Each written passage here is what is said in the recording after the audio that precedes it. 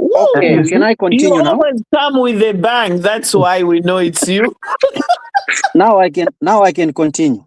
Go ahead. Yes. So we are saying that guy Binwell is he can put the village on fire. That one, he can light up a fire that he can't stop, because having been a parliamentarian, a lawmaker, he's supposed to have known what it is to raise false alarm, to say that they sent people to go and train how to defend their president in Russia.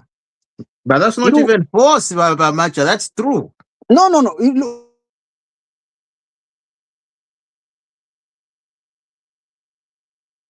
What happened? I don't know about Macha. Donald Trump used the Russians to rig elections. Correct? Yes. Now, and you are there telling Zambians to say, we sent our bodyguards, I sent our people for training in Russia as bodyguards. Can I believe such crap, surely?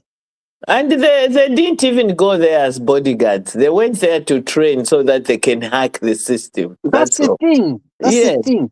Binwell thinks we don't know these things. We have read very little and we know very little. It is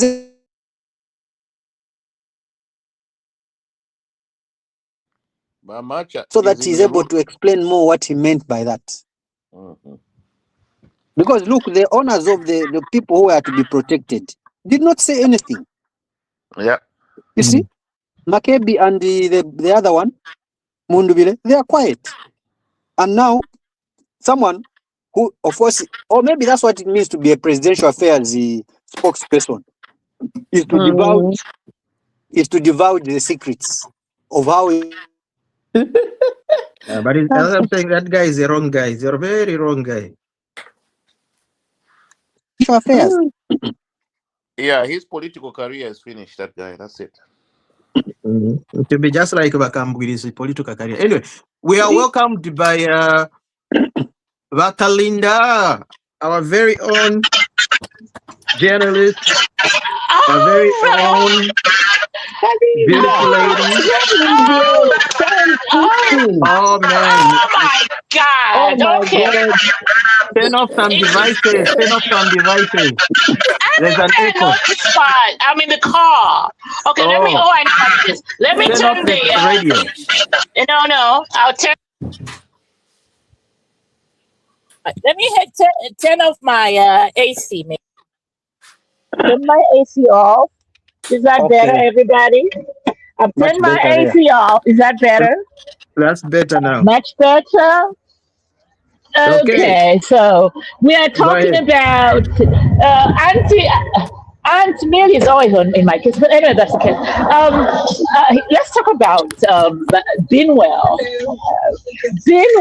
I'd like to thank Binwell, Pundu MP, for letting us Zambians know the debt that Makebi Zulu, Malukula Makebi Zulu, and I Love Zambia, Brand Mundubile camp on what they have been cooking behind our back. So basically,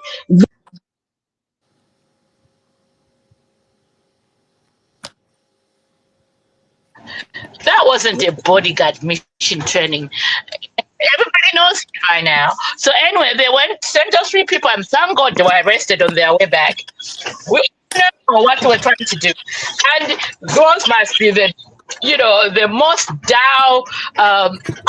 computer experts you can actually hire to do hacking, because you don't go back to the country to go and hack. They should have stayed in Zambia and did their hacking from there.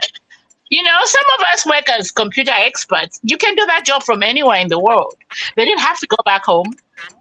But anyway, we thank Binwell, Pundu, for divulging their secrets, and I hope he can divulge us. You can give us some more information so that why first of all, let me ask you this: why aren't the security moving in?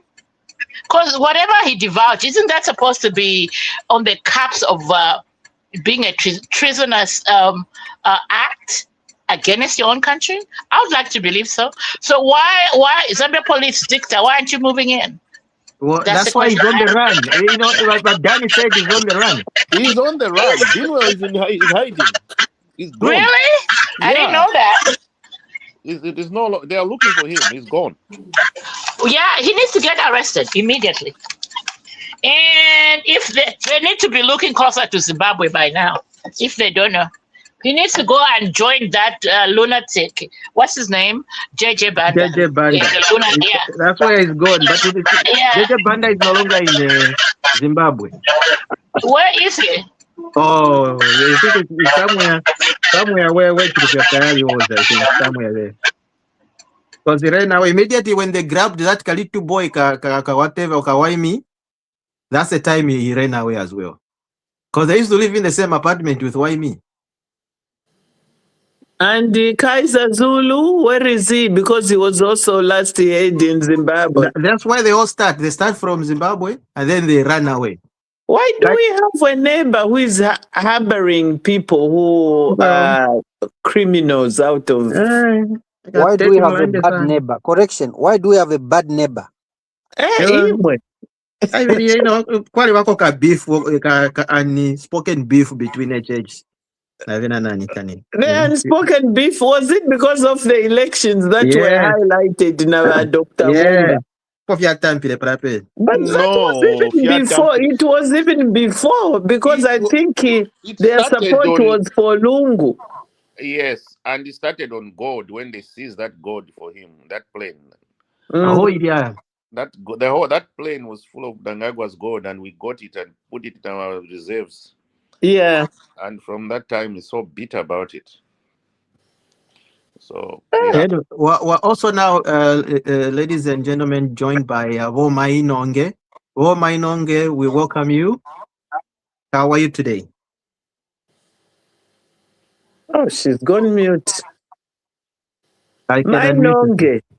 Woma Inonge. Unmute yourself.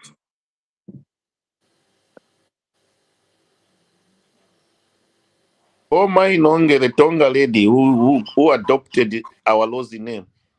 My sister, the one where are you you married. coming? I was speaking to her a short while ago, and she said she was going to join. Now she has joined, but she's quiet. Yeah, I think she was having problems joining, and then I don't know what's happening. Maybe her phone or whatever. She'll probably, when she figures if things out, she'll say something. But in the meantime, I think we're in a heated situation. We're in a heated environment as we speak. And we're seeing now, like the tactics. I don't know which tactics, whether it's what they learned from wherever they went, but what they are doing now is they are taking all the UPND regalia, dressing their PF cadres, and start creating confusion, and violence. And then it looks like it's the UPND. So that's one of the tactics that they've actually unearthed to say, look, this is what they're doing. So when you see where there's violence, you find the UPND, guys looking with the UPND t-shirt making violence, just know that's actually a PF cadre, just wearing a UPND t-shirt. You see, because I think they even shown they shown something on TV where somebody is got a PF inside, and then on top it's a UPND t-shirt. So those are the same individuals that are creating all this confusion and drama. I don't know whether that tactic is something that we can learn from, or not learn from, but that they can use to win elections, or just try to create confusion. And what do we think about the current, police and and how they're managing these elections? The Tonsa guys should not do these elections or campaigning in disguise. We need to know them. We need to identify them. Why should they change from green to red? When they want to commit some political offense or some crime, they wear red so that UPND will be blamed. I think the police need to up their game and get those chaps, because the days and times in which you are heading to, they can cause anything and just come out red. And when they come out red, it's still PND that will be blamed.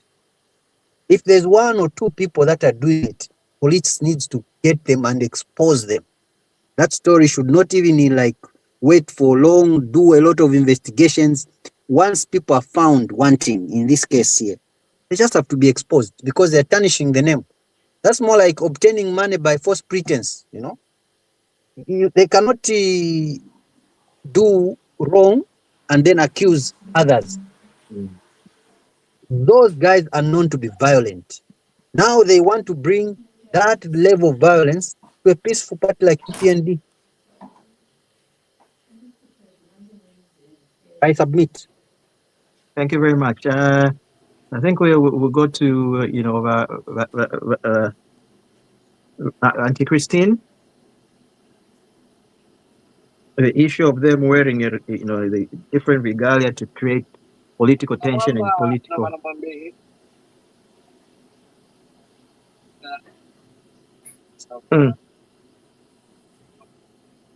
We can't hear you. Auntie Christine, are you there? We cannot hear you. We can't hear you. Does it? Can anybody hear her talk? It's already gone off. Oh, Mainonge. Okay.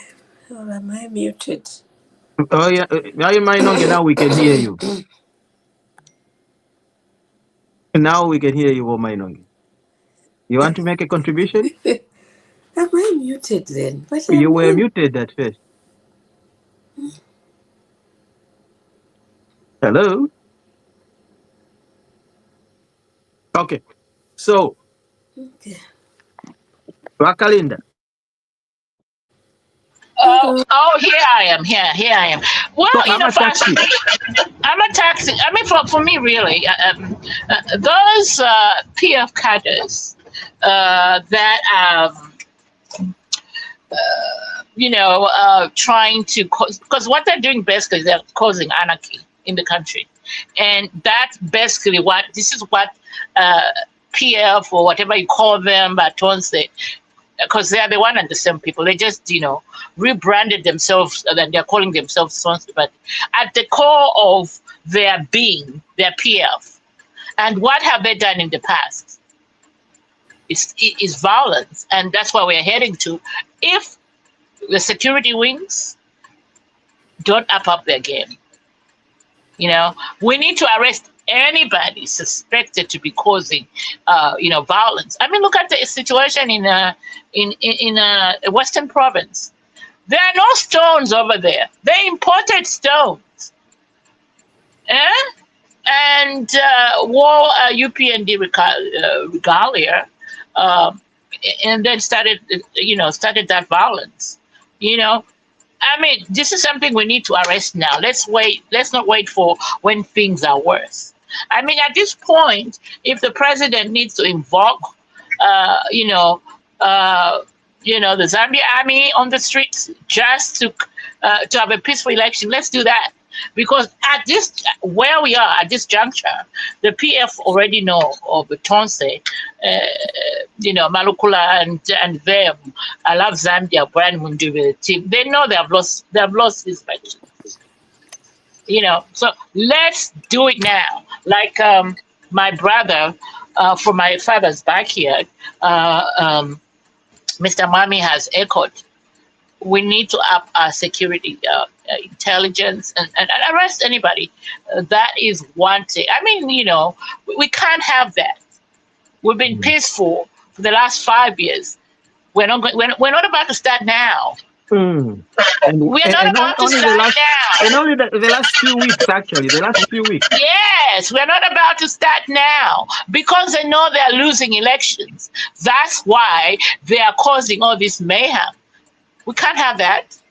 We only have one Zambia. I mean, yes, some of us are out here, but we have relative loved ones, in Zambia that we so love deeply. And at the end of it all, I'm pretty sure half of us, if not all of us, we're going to be buried home anyway, or we're going back home when we retire. So we can't have mayhem in the country because of a few individuals that feel that they are the only people in this world or in Zambia that can lead the nation. Whether they win the election fairly and squarely, or whether they win the election by trying to hack into our systems, electoral systems, to win an election. So let's get them now. Let's not wait for Thursday or Wednesday. That's all I have to say on that. Fantastic. Thank you very much. Okay, so Woma Inonge, are you on now? Can I contribute something towards Wakarinda, what she said real quick? Go ahead. So I feel like it's a strategy on the part of the government not to respond aggressively towards all these things that Tonsil Alliance is doing, such as the issue about at the airport with those militias, like Binwe Mpundu's stuff.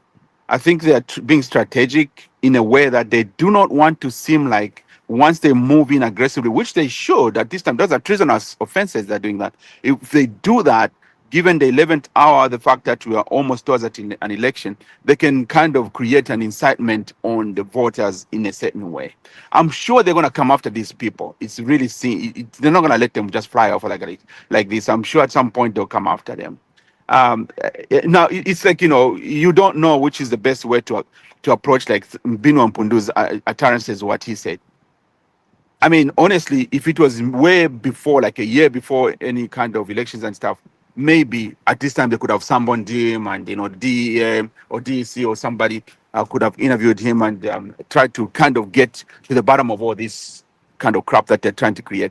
But within a week to go, I'm sure it's not. I just feel like it's not appropriate for them to do that, and I think maybe that's the reason why we're not seeing a lot of movements on it. I submit. Thank you very much for your submission. Thank you very much. Voma Inonge, you're not there anymore?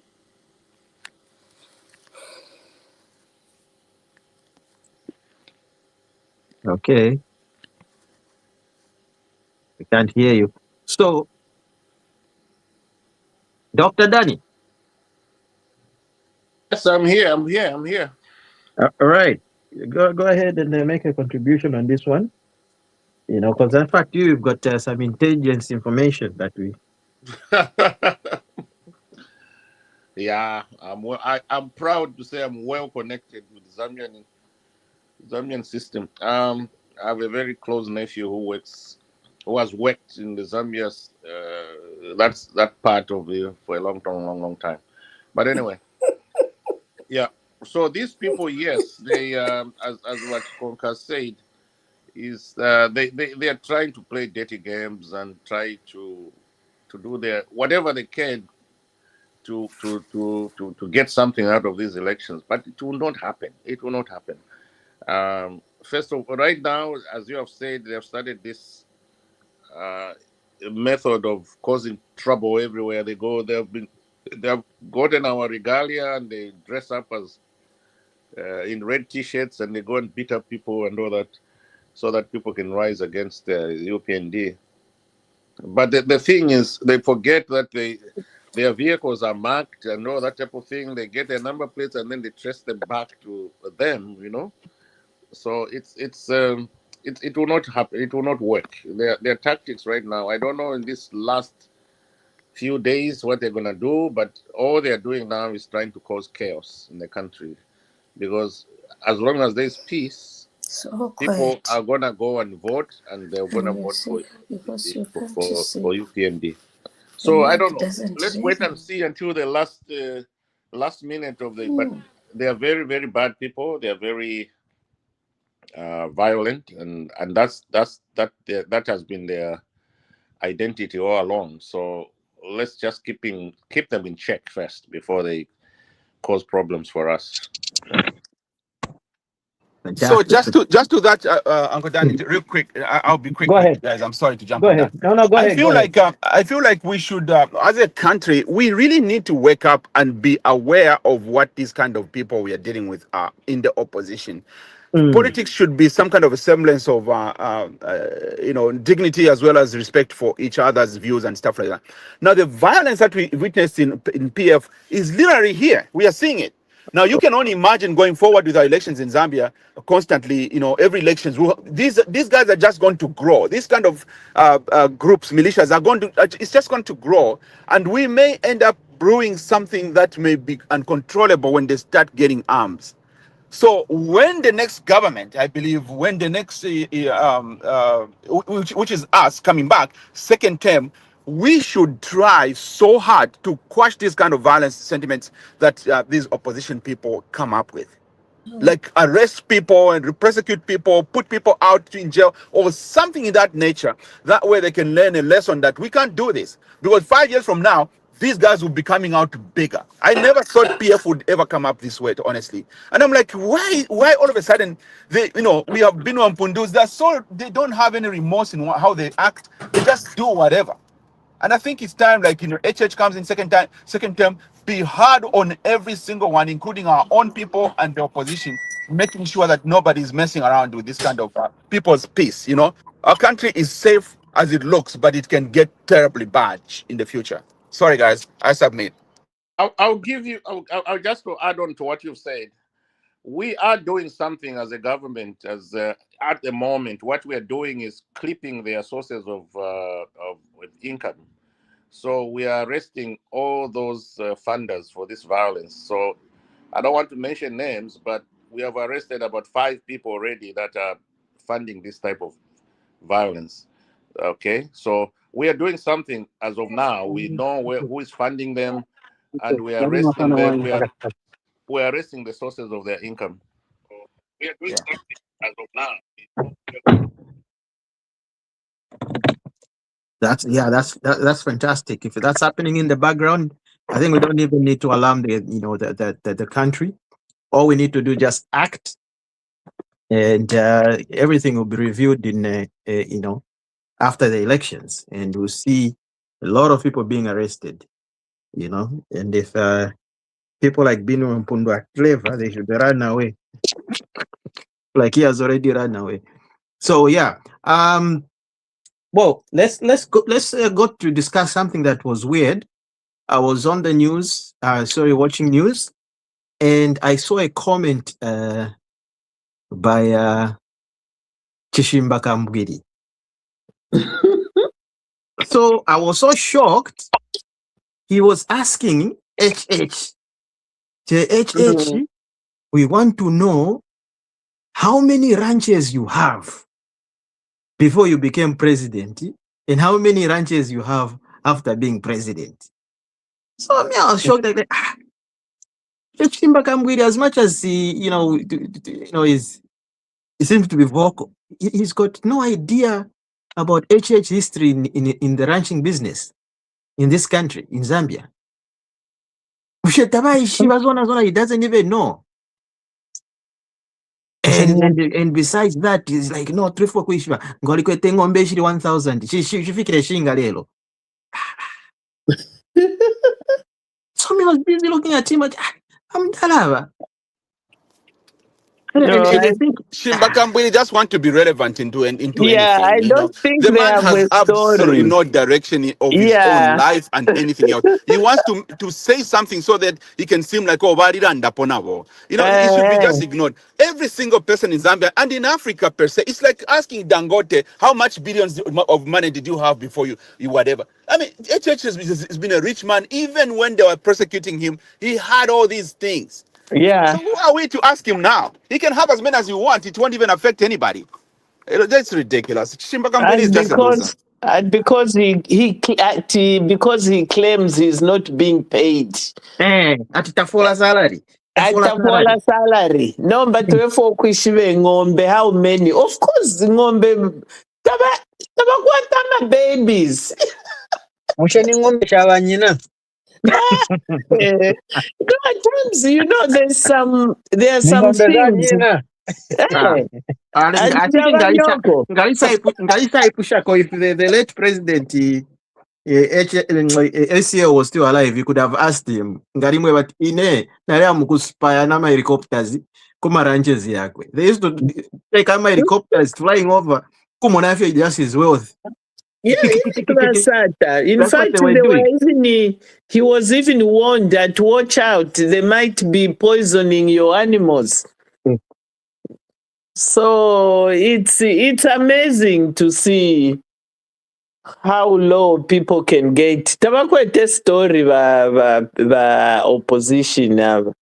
Now, my quest is, I'm still wondering, Vamembe, is he campaigning? And the Kalava?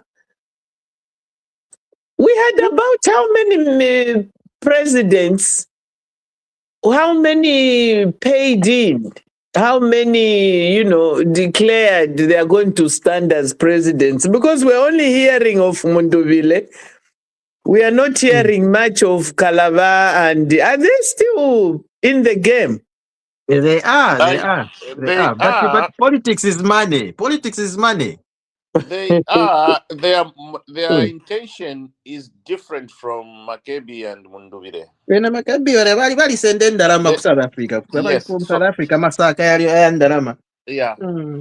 So Benamembe and the Kalava, why they're in this race is different from why the Kalava and the Membe are not there to become presidents of Zambia.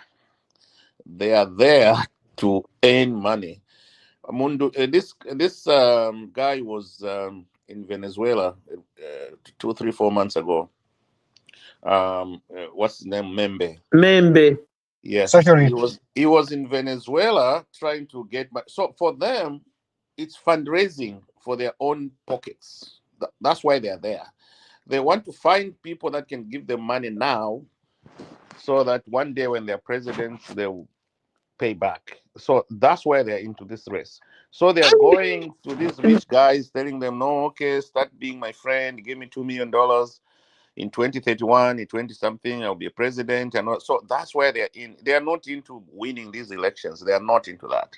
Their aim is to raise money, personal wealth, so to speak. And they're approaching rich people around the world. There are some rich people around the world who can give them $1 million, $2 million. That's what they're looking for. They are not into this These people who give money, do they look at the caliber of the person they're supporting, or it's also their way of getting rid of whatever they have stolen to support these others? Or I don't understand. Political funding is an investment. It's just like buying portfolios in a company. Okay. Yes. So these people around the world, there are people who have become billionaires because they fund politicians. Okay. So all they do is to give this person money, and one day he becomes the president of that country. Then they reap billions of dollars out of that country.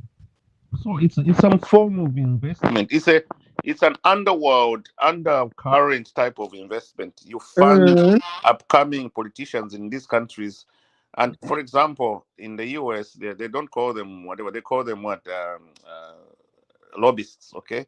So they call them lobbyists. But these people, they fund senators and whatever candidates, and once they become senators, they rip money out of the system. So it's a business. Politics is a business. So these guys, you can imagine, like the Venezuela people, billionaires in Venezuela, they'll fund politicians in Africa, in South America, in Asia, these small little countries. They put money here, $1 million here, $1 million there, 1 million, 2 million there. And one of those 10 people they funded becomes the president. Okay. And once that happens, they rip money out of that country. It's an investment. So that's what the members are doing. They're going for those type of people to give them money as an investment for the future gains. So those are the people selling the country now, guys. Yes. Yes. It's huge in politics. It's huge. I hear there's actually an organization actually out there that actually just funds African politics, like opposition leaders. Yeah. Like you can just go there, you subscribe and whatever, or you write a letter, and then they'll send you money. Just being somebody in the opposition, so that you can pay all the nomination fees, just to show that there's democracy in Africa.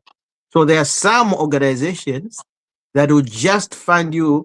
At least you'll be able to pay your nomination fees. You'll be able to, maybe you do funny campaigns and all that stuff, but definitely not become a president. And the other thing, like what Danny is saying, some people, they will see that maybe in the next coming 5 or 10 years, maybe this one has got a potential to become president. Then they will find you. Yeah. You see? Because of course we know HH won't be there forever. But they will say, maybe this one looks like it. He looks like he can become the next so thing. they'll fund you. You invest. You owe them. Yeah, you invest in politicians while they are down there, so that you don't invest when they become very prominent. You invest them when they're still unknown, so that when they become big, look at the boy, what's his name, the musician, is that in Uganda? That boy who was challenging Museveni. Bobby Wine. Yes. He got funding from about 20 billionaires. 20 billionaires gave him money. 20 of them. That's an investment. So you can imagine they gave him 2 million, and I'm told now they've gotten him. He's in the US, they've flown him out of the Uganda. So they give you money so that when you win, that money will triple or whatever. They'll give you $2 million today, but once you become president, they will rip out of that country $20 billion. So for them, it's an investment. It's a future investment. Yeah. And there it's even clear. You can even see that. Look. Yeah. The next president of Uganda is Bobby Wine, the old man won't be there forever. Yeah. So they're giving so much money. Yeah. And they've gotten him. They've taken him to the US. He's in the custody of those guys, and they will bring him back when this guy dies or something like that. So it's a big investment for them.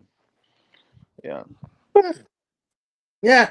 So, like we were saying, I don't know who didn't contribute about the issue of. I think we've digressed there. The issue of how many cows. That one is just a dreamer. How do you count from so many cows that he has? Now, here's the thing. I know people. We got a lot of people here who rear cows. Now, imagine this.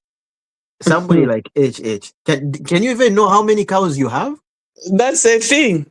We should have asked HH, say, how many cows did you sell? How many cows were born? Yes. How many have died? Not just saying, how many crows do you have? Even the time there was that sale, was it in Choma? Yes. They wanted him to pay taxes, but the man already pays his own taxes. So why tax him twice? When he sold and they were buying those animals in numbers and with a lot of money, I'd know he should pay.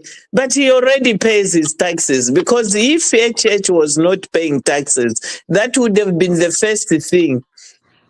Because Venasata, it started with Vasata checking on him to make sure, to see wherever he had defaulted, so that they could pin him down on that one. But they found that his taxes were all paid up front.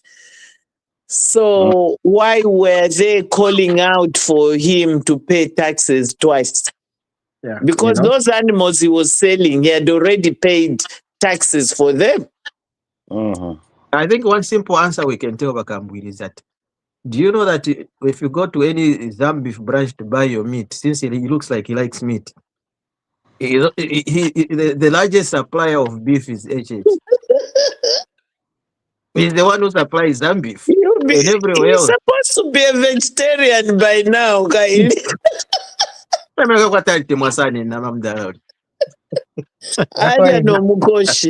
That's why he's interested in the animals.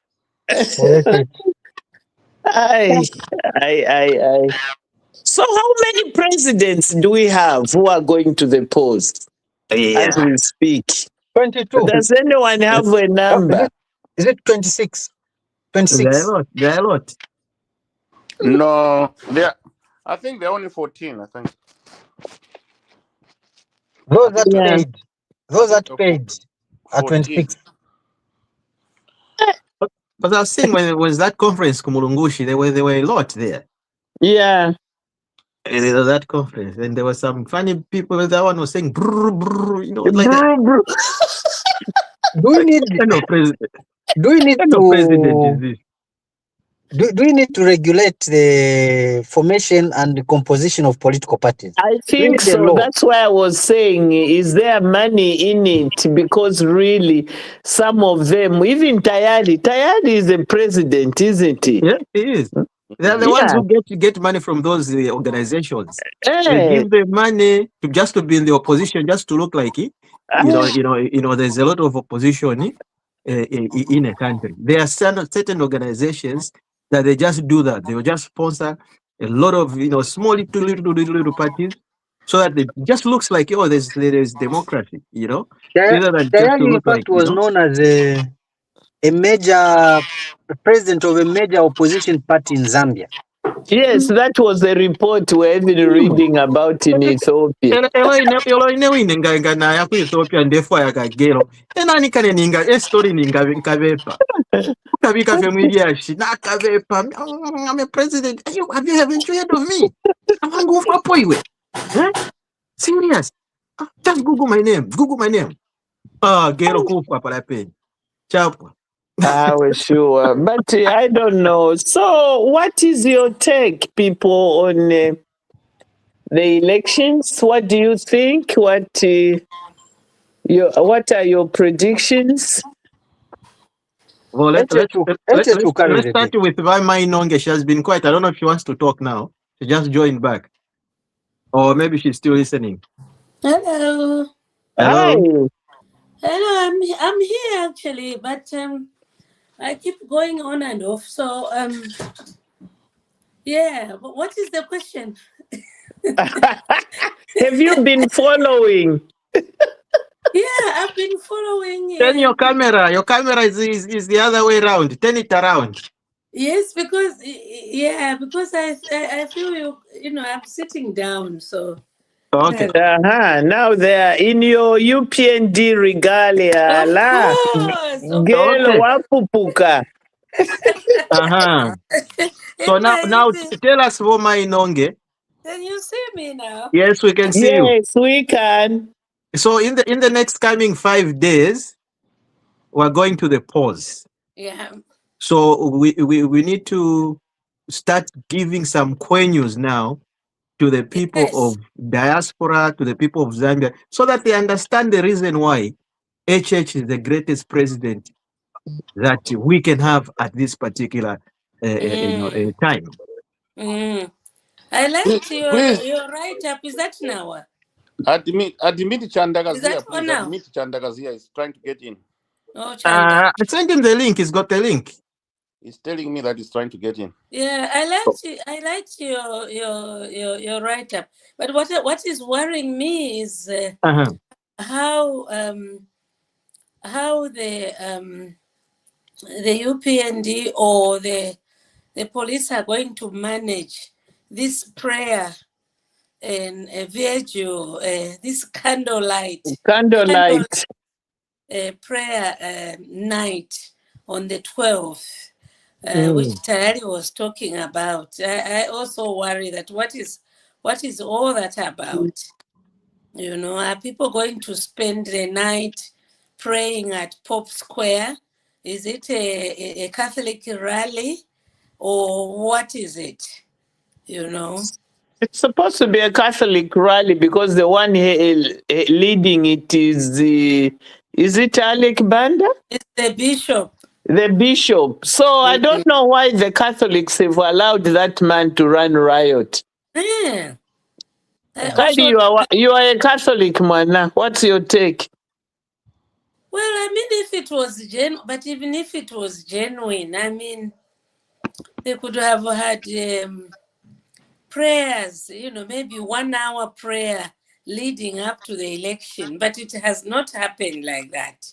It's just the night before. It's like when we have a Virgil Mass, Christmas Virgil Mass, or New Year or Easter, So now, what is this, the night before? It has never happened, So what is it? I don't know. I haven't seen the bishop's letter. Apparently, there's a bishop's letter. I'll search. Maybe my home small Christian community might have received the bishop's letter. What's the purpose of this whatever concept or crusade? What's the purpose? I think the whole purpose is just to try to find the people to change their hearts so they can vote for them. I think it's provocative.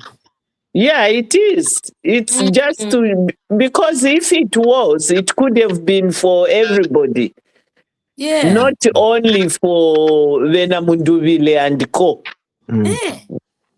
Everybody should have been invited to it. Yeah. Yeah. They're just looking for trouble. All they want is when there's trouble so that the elections are postponed. That is their wish. Yeah. Yeah. That's all they want to create havoc. That's very unchristian, isn't it? Shouldn't we just be neutral as people of the cloth? Like people of the cloth should be neutral. Not all these things that started 10 years ago, Christians for Lungu, Christians for who. That just brought a lot of confusion. And too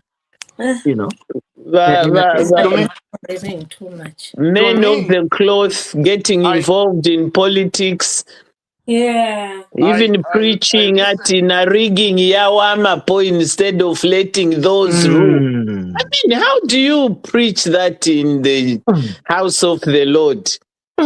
Yeah. London. I don't understand it either. When I listened to the interview by more comfortable. Go ahead, Wadani. So when I listened to the interview by one of these opposition people who was supporting this candle lighting thing, they told him that, why don't you have it this Sunday? Have it on Sunday so that all the churches across the country will pray for it. Because the reason they're saying we want to pray for peaceful elections. We don't want any confusion on that day, on Thursday. Come on. So if you want everybody to be involved, and why don't you do it on Sunday when everybody's meeting? Okay? You want it to be on Pop Square on Wednesday night, the whole night, you start assembling at people will be tired by who are going to attend that thing, Has it been authorized, though? Has it been authorized? Because I saw a letter where UPND wrote, is it to the ECZ? Yes. About this. Has it been authorized? Is it happening on that night? They are saying as Christians, they have the right to assemble and pray to their Lord. So they don't need to get permission to pray. But there will be people. It's an assemble of so many people. This is not so much of a church thing. It's a political thing. Yeah. But they're using the name of the church to say, when we assemble on Sunday, we don't get permission. And we can pray to our Lord any day, Monday, Tuesday, Wednesday, Thursday, Friday. It's in an enclosure. Yeah. It's not in the open space where everyone can walk into. Yeah. So to me, definitely the intention is clear. They want to provoke the police. They want the police to come there and tear gas them and do stuff like that. And then the following day, it's elections day and everybody will be on the streets ungovernable. So that's what they want to do. But I just hope the government is going to handle this very well. To me, the best thing to do is to tell them, you want to pray for the elections? Go to church this Sunday and pray. Yeah, go and keep it in. There's that building, isn't there? The one, the of all nations. Yeah, the one in Lungu belt. Yeah. So why Yeah. can't they go and assemble there instead of the square? The Pope Square. Yeah. I don't know. Yeah, that's Did that one, was that one built, or they even in fact sold it or something? I Excuse me. don't know, but it I heard stands something like there. it was sold. Sold to who Part of now? it was sold. Part of it was sold because it was a huge land, and I think it's an unfinished building. I don't think it's finished. I don't know. the rumors are that he sold it to King Mswati for Swaziland or something like that. Yeah. That land was sold to the.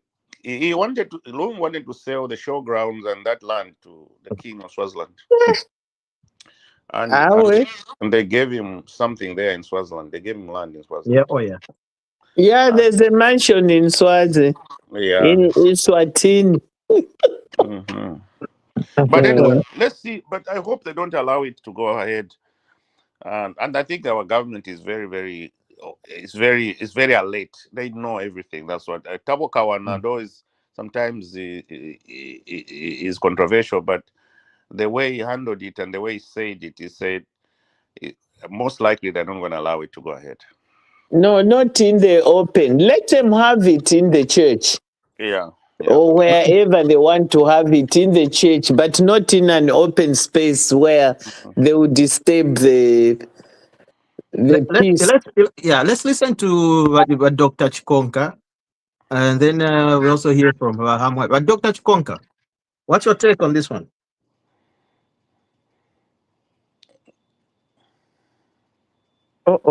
Vasova. Oh, is disappeared? He's not there. Oh, it's gone? No, I think I can see him. No, he's there. He's there. I think it's just muted or something, or maybe he's doing something. Anyway, Hamwami. Her chief. Her chief. Her chief.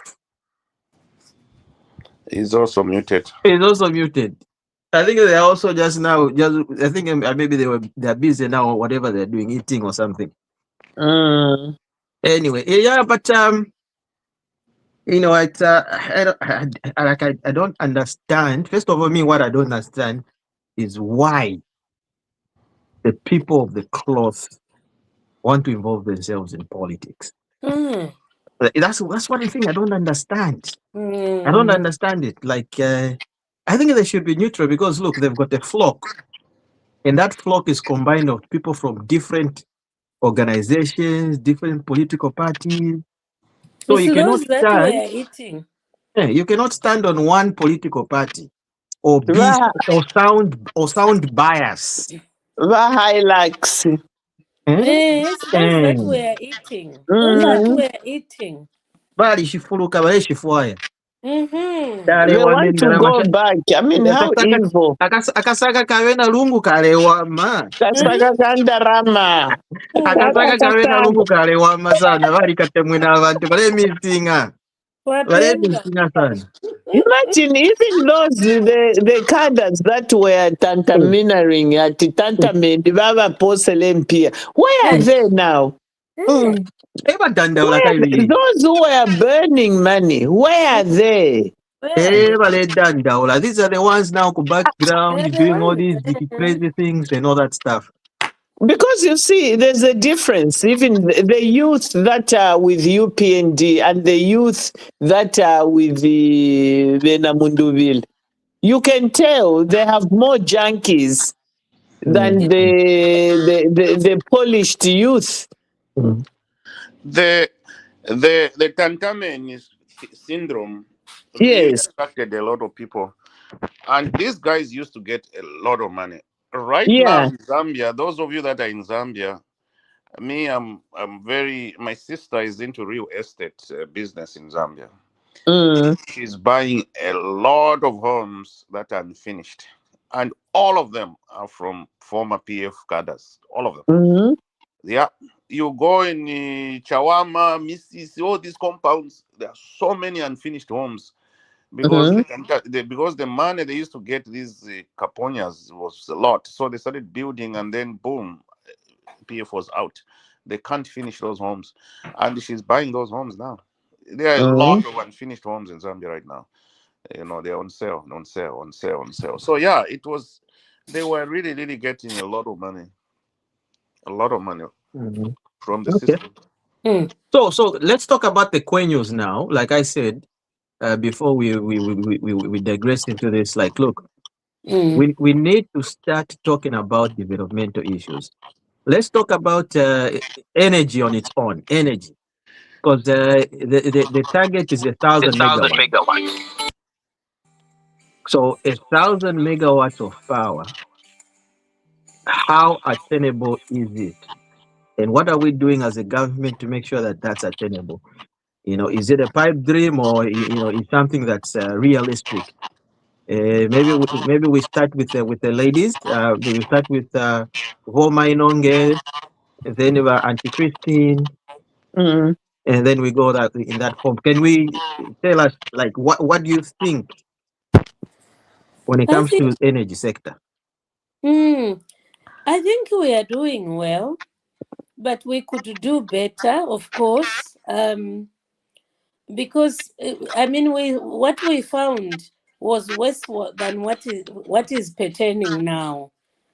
And of course, HH, when he was here in the UK, he said he was encouraging all of us to get together to buy solar panels so that we can install some solar system and sell to ZESCO, you know. And so really, I think the people at home have bought into it. They are buying solar for their homes, and nobody now has no electricity. Everyone has got electricity. So there is nothing to talk about.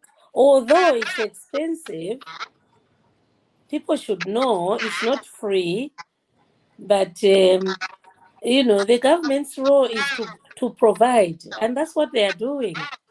They have taken steps into ensuring that there is an increase of supply to Zambians. Yeah, that's what I think. So yeah, we are all encouraged to do that. Okay, Auntie Christine.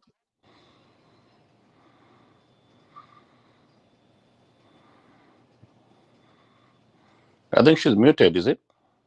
Oh, yeah, please, Samana. I don't know whether she's muted or not. I think she's muted. Oh, I think she's dropped out. I don't know whether she's dropped out or not. okay, let me text her. But in any, I think she's dropped out.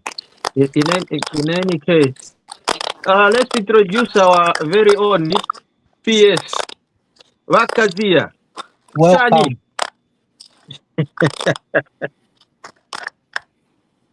Chani bamundubire. Aho tulive bwino mulisani badiswaniso. Ikwenda kwa baba yeche. Inende pokola michingira mwatampa nalaleka. Mulishani bane.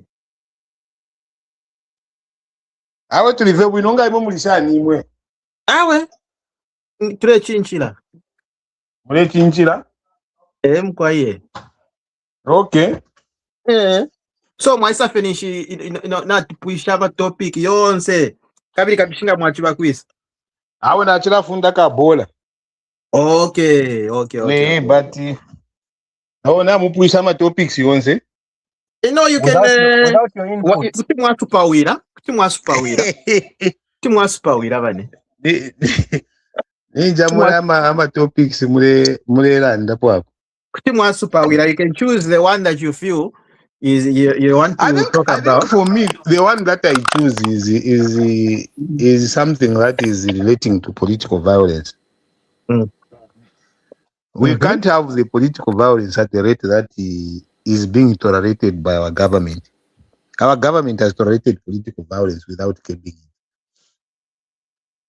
it. Because You can't have umuntu ayako mumuntu akasembe and then you don't arrest them. I don't care whether it's Tonse, whether it's UPND, whether it's socialist. Anyone who hates a Zambian must be held accountable. And the people that have been given instruments of holding people accountable are the people that are running government. There's no one else who can stop that from happening. It's people in government. The police have a responsibility. If they're not happening, the president removes the IG. Chap. Because like it has been said, people did not elect the IG or anyone, they elected the president. And you can't have people that can be that bored. Why man? Why am general panga? And tomorrow you see the day. You pick a stone wala saka pokola wa muto velis. And Milo, you still have a day and there's a government. No. The things about political violence is what you guys, your government, was very clear on. How many times are these violent criminals going to be on their own without them being with you guys? Because if they are on their own, they must face consequences. There must be consequences for hating a Zambian. They must be. If I don't agree with you, then someone should come and beat me up because I have disagreed with you. It can't be like that. That is why a government who I pay from my taxes has a responsibility to make sure that whether they don't, even me who they don't agree with, I'm protected. Once there is a failure to protect me, that is what caused for a change of government. So that the government that should come and protect people is there. Na yeye nanga ya to protect people na bena kwamba you cannot have people that can ignore the president to this extent without the president allowing it. He has allowed them to ignore him. He has allowed them to be put in the situation where he's been put. HH has put himself in that position. Because takwaba, there are fundamental things that have been agreed in our laws. Why are they not being done? If it is someone you know, they are not hiding themselves when they are committing these crimes. It is in full view of the police. Vaya pepeka independent guardian tibaka pokoreba ya msenduku ya mku mufisati no vutu kako. When did we start allowing criminals to take over baka pokoreba na vutu kamaka? I thought that any criminal must be scared of the police. Ngawaba muna baka pokoreba when you're committing a crime, you must take off so that there is peace in that situation. So for me, it is a failure to actually protect the state, the citizens.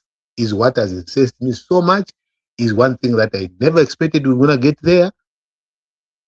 We must just allow the rule of law and politics. They must allow to change, even if we feel so bad about it, but they must be allowed. And if the same scenario must be respected. So, it is the failure to protect that I have a problem with. The president has failed to protect the citizens. He needs to do much more. He needs to send a signal to someone that I will not tolerate you hating any of my citizens. He must send a signal. Okay, so you brought a good point, and I think we all agree that nobody is interested in violence, and that's why the president put a decree to say no violence. If you are violent, you are on your own. You are on your own. That's why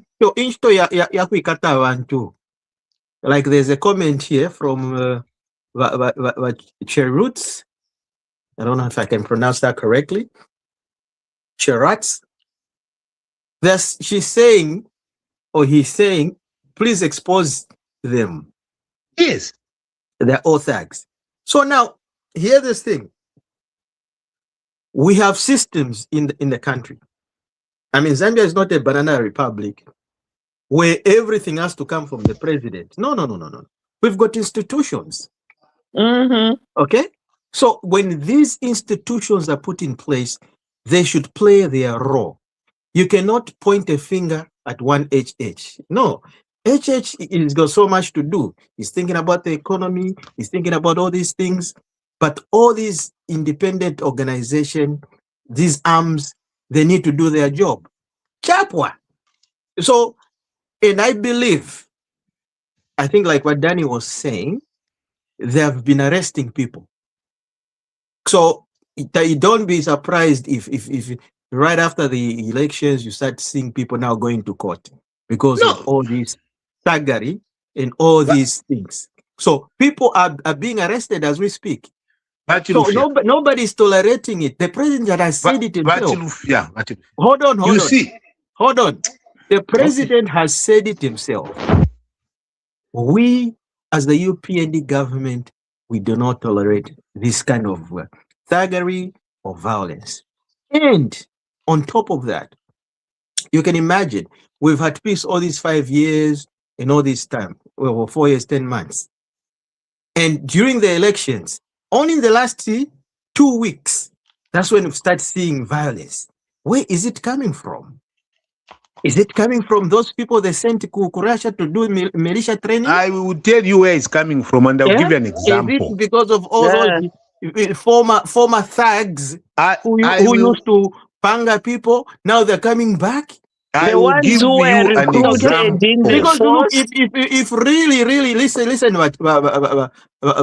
if really it was UPND, ngakale batampa abantu kuboma, because even our own cadres were saying like, look, if we want to favor UPND abene bachinka bati vale tupuma twale lomba ko fiati ba president depending of your one day fye to take off your revenge.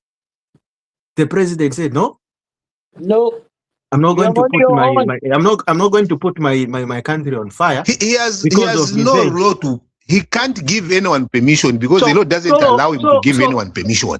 Yeah, well, let's even go there. But the moral of the story, let me give you an example. No, listen. The moral of the story is this: the president specifically and explicitly said that refwaye chongo muchalo cha Zambia. And I tell you, if Allah, you didn't see it. I saw him from 2020. Go and Google. You find. Let me answer. If you can summarize so that I'm able to give you an example and summarize, I'll give you concrete example what I'm talking about. I am not just thinking that the president has started talking against violence. It has been his principle to say, I don't want anyone to hate people. I don't want, we can't be the new thugs. That is the president's position. But you have Kalufianya. He abducted the friend, beat him up, videotaped it, and yesterday, what was he saying? He is still free there. Those are the people that must be behind the bars for us to say, but president means it when he says you're on your own. This is a guy who went to attack Simon Mwewalen. He's known as a UPND cadre. You know that. From 2021, the president has been talking about being on your own. When are we going to see action? You are right when you say the president can't be everywhere. He's not going to protect anyone. But you remember, this is what you talked about when PF was in power. Did you ever see ECAO attack anybody? But it was the failure to deal with violence that you guys were talking about here. Gamule and Pama cadres were PF. Tamula and that Nyedi Galungu Aleuma bad. Mulando Kwebati.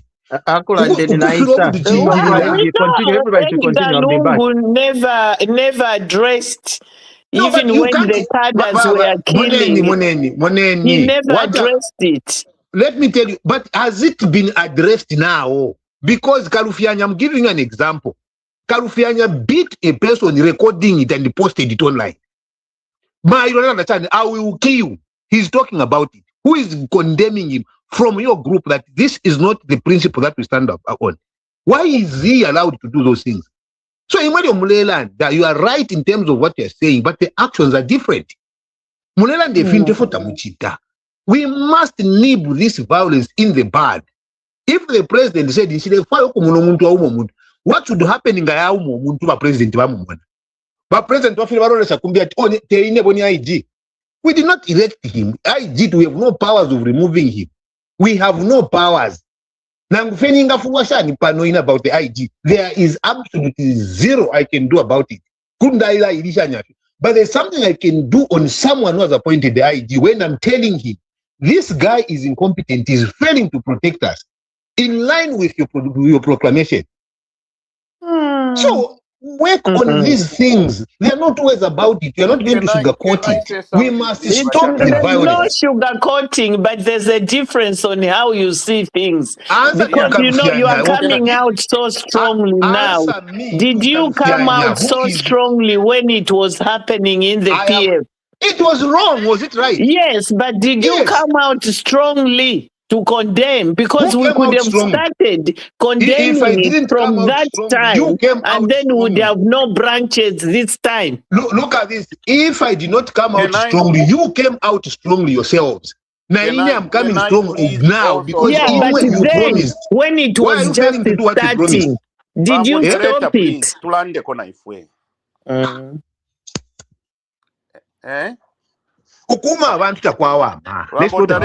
That's a fact. We don't even want then that do something about it. Don't stop justifying it.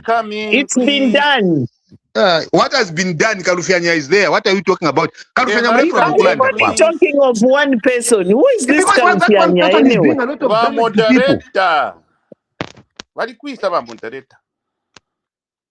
Don't let one person take the stage for the whole thing.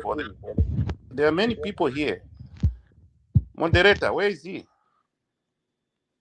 Why have a moderator? Yeah.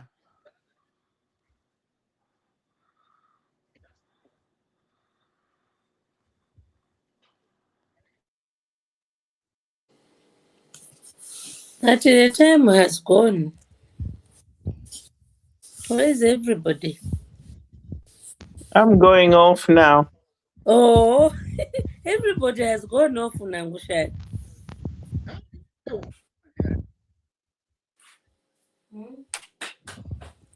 Incho veninga vayuma kuti wesibadi yakani. When you were in power, what were you doing? Bakali kumwa mumabasi. And now, who are the experts in beating people? We wonder. They are there, you know them. Who are they? Who are they? Kalufianya is an example, I'm telling you. Who is this Kalufianya? Go online. Kalufianya? Kalufianya is a UPND cadre who beat up people and records it.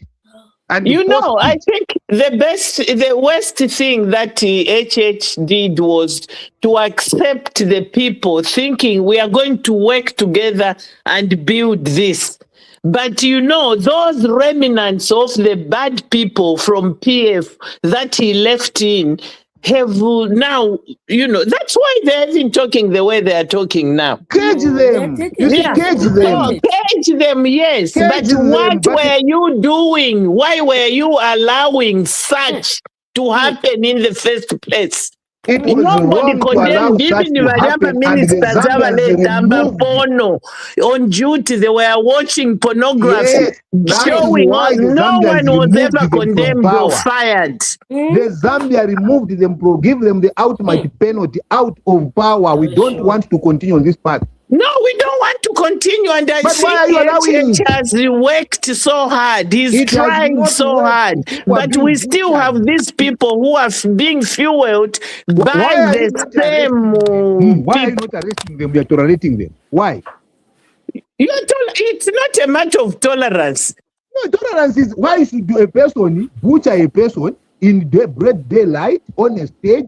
Yeah, but look at this. Look at this Makebi Zulu's brother, who was recruited in the police force. Answer to what and he ended up now butchering the idea. You are running away from what is current. No, we are not running away. It's the people you put in power yourselves. You put criminals in the system.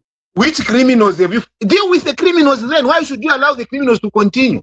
Why should you allow them? You have even now adopted the same criminals to stand on your ticket. The same 5 cabinet ministers. They were part of the criminal elements you are talking about. What are they doing in UPND? At the expense of people like you who have been consistent condemning things. What are they doing in UPND? You have even given them, rewarded them. After they beat you up, then you reward them with members to stand as members of parliament on UPND ticket. And these are people, some of them, the things they said about the president, he himself, President HH, the things that are wrong, you know about that. Why have you allowed them? Why have you tolerated these criminals to join you and start feasting with you? Well, it Why? looks like it's finished. There was nobody now. Nobody's Me, I can talking. answer, I can hear you. Okay, well, thank you very much for the platform. Good night.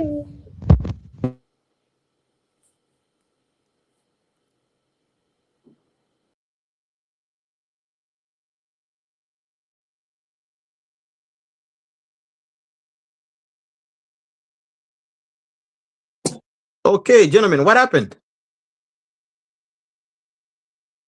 What happened? What happened? What happened? I had to go and attend to my little man. So, Atishani, where did we end? What are we talking about now? Hello? Hello? People are running away here. Where have you been? Nobody's running away. Nobody's running away. People were just dropping for some reason. I told everybody to continue talking while I was attending to my little man. I got my little man today. So, Atishani, where did we end? Where we have Director, you are ended. allowing Chandagazia to take stage. Nobody's talking other than him. No, Oh, really? No. But why are you allowing him? So, okay, in any case here, I think now let's like I was saying, let's talk about the progressive things that we've done so far. When it comes to alternative energy, we're hitting the mark. There are more solar plants opening up almost each and every month. I don't know if you have been following the news. A lot of solar plants. So alternative energy sources, I think right now we may be over 600 megawatts. No, even more than that, because Mamba phase 2 is another 300. And we just did another one in Chisamba, which was 200. And we've been doing all these 20, 40, 50 all over. So we're close just on alternative energy alone. We're up there. Okay, so when they say that load shedding is just a matter of time before it starts doing what? Coming back. No, it's not a matter of time. I mean, that's why we are having all these progressive initiatives that have been happening, programs, projects. So Abantu, they don't understand how HH thinks, because HH thinks in a very systematic way. And the systematic way that is thinking of the future, not just for today, but is thinking about in the next coming, 10 years, So aside from that, now social cash transfer is being increased from 800 to 1,000 now. And I heard somebody was saying, oh, why is the president hiring nurses at rallies and volunteer nurses, volunteer teachers? I mean, why shouldn't he? I mean, they should, he should show that appreciation of people actually that work hard. Because in this economy, we need people that work hard to move the economy forward. And the people who work hard should be the ones that should be recognized, top class and given the first spot. And he's just demonstrating that. And thirdly, let's look at, the debt. Debt itself has been reduced. Okay, so we've been, so there's been so many coin news that we will start itemizing them. But Danny. Hello. When it comes to Queens, what comes first thing in your mind? Like the most, biggest Quenu that we've done in the last 4 and 10 months. First of all, before I comment on that one, I just want to comment on, because Chandakazia went on and on and on and on and on talking about things which are not true. Just want to make one statement about the violence he's talking about, and then I'll talk about the Quenos, if you may allow me to do that. All right, go ahead. First of all, Chandakazia is talking about violence committed by one person in the whole country, Zambia, and he's saying there's violence in Zambia, there's violence. It's our president has categorically said he doesn't tolerate violence. We are supposed to go after PF people that were cutting our fingers after the elections. We said no. Chandakazia is talking about one person that I don't know, Kafunya, whatever he's talking about, and he said there's a lot of violence in Zambia.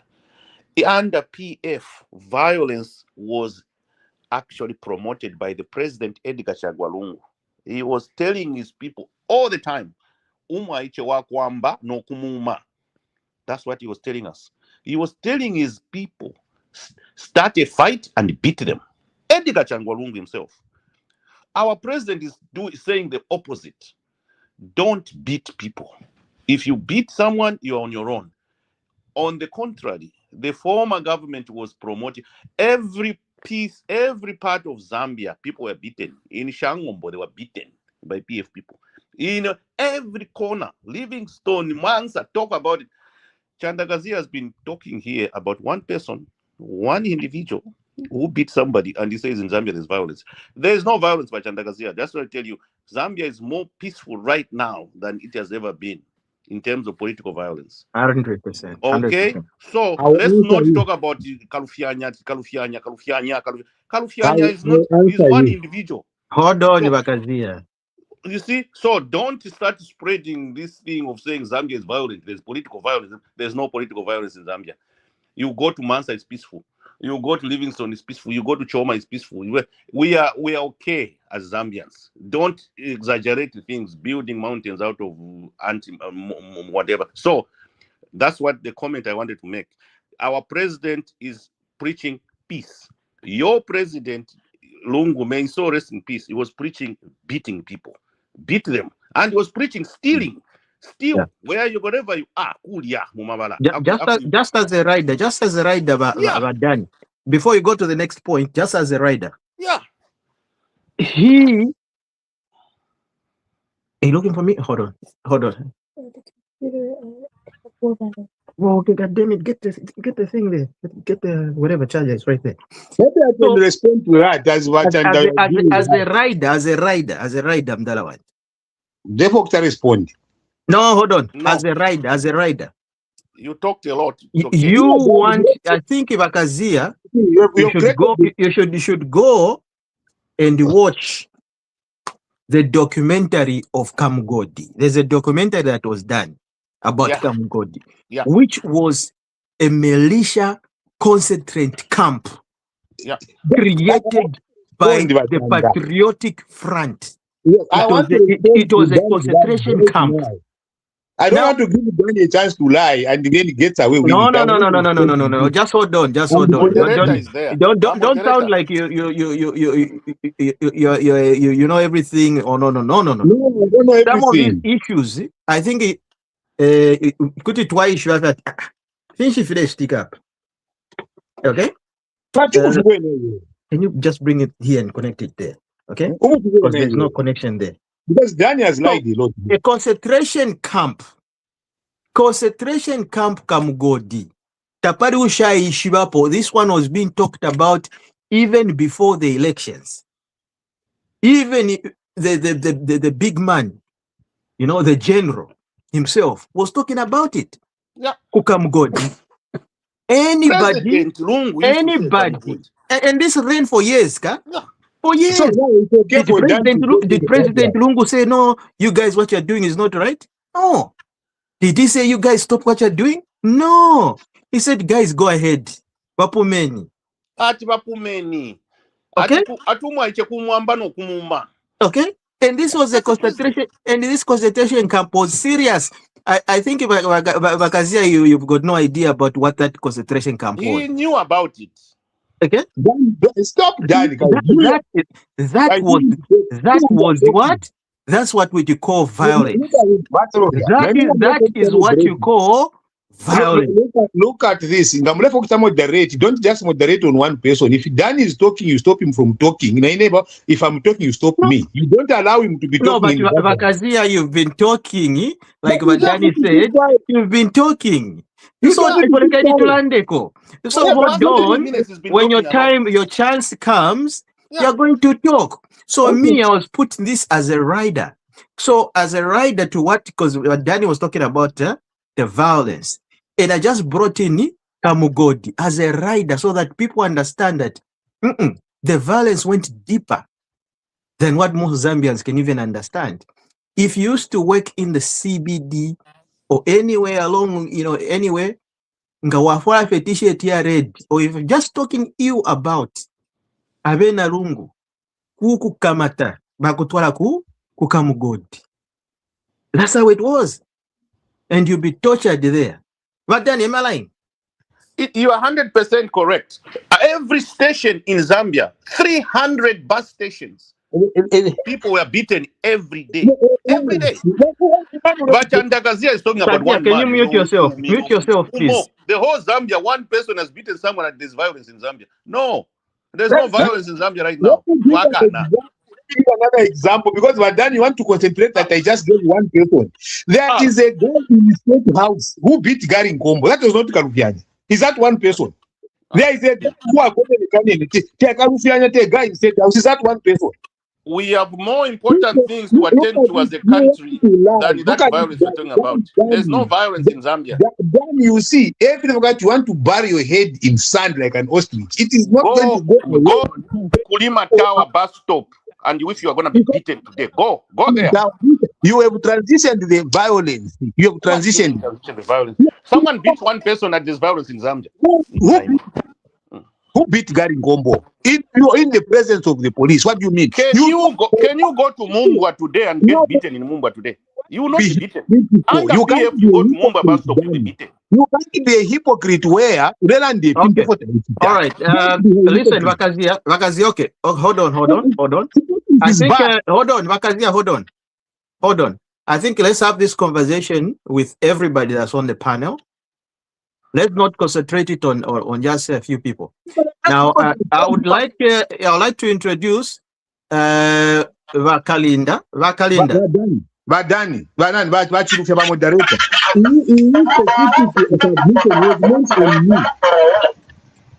Please, Vakazia, just mute yourself, Vakazia. Let's listen to other people, and then you can respond later on. Vakalinda, can you go back to that system to mute your aircon or whatever? There's echo. Okay, what about now? You have turned it off. Okay, yeah, now you can go ahead. Okay, so are we talking about political violence, the difference between UPND and the notorious PF? Is that what we're talking about? That's what we're saying here. Okay, well, I mean, it's written, it's recorded. We've seen videos. We have notorious characters like Innocent Karimash. What was their job during the PF? Do we have commanders in UPND who are on the streets beating up people, killing up people? We have examples of young men like Joseph Kaunda who lost their life at the hand of a PF, and that wasn't he a bodyguard of Balungu, the one who is now in prison for murder? I mean, there's so many examples, and the difference that we have here is that in UPND we have said no, and the president is on record. Every time something flares up in terms of violence, he's on the record that he's telling people, you're on your own, and people are getting arrested. The difference in PF, nobody got arrested. We have people like Kaiser Zulu on the run from shooting people in pubs. That's on record. So, I mean, yeah, there's a few flare-ups in UPND, and those people are not going scot-free. They're getting arrested. So, what are we talking about? There is a reduction, and people can breathe. That's all I'm going to say on that one. Okay, so let me just read. Let me just read a few. Let me just read a few comments. Hold on, hold on. Let me just read a few. Hold on, Kashabalera. Oh, mute yourself, Makalinda. Oh, mute yourself, Makalinda, please. Sorry, Makalinda. Yeah, okay. Yeah. So I just read a few comments. We got. Okay, this is Asila Nkatala 5202. Okay, I can wear any regalia today and no one will attack me. So meaning you can be a PF, you can be NRA, whatever, you're walking in the streets, nobody's gonna attack you. But was that the case back in the day? No. So we actually need to understand the dynamics of how politics have changed from the past PF regime to the current regime. Of course, things cannot be 100%. We're going to have a small little groups of people that will be violent. That's just a given. But we cannot compare the scale of how political violence was at its worst in the PF than the UPN. It was an institution. It was institutionalized. You can't even compare it. Like it's impossible to even compare it. Like you can even be laughing at somebody. Who's saying there's violence? Oh, that's got the violence. Violence is Can you imagine? Can you imagine? Oh, anyway, Miranda London, but we have got You see, who's still here? but just be brief. Firstly, I have said any form of violence is bad. Whether be it done by PF, done by UPND, done by socialists, any. Echonde kana kuba hypocritical. Mulande finte fota muchita.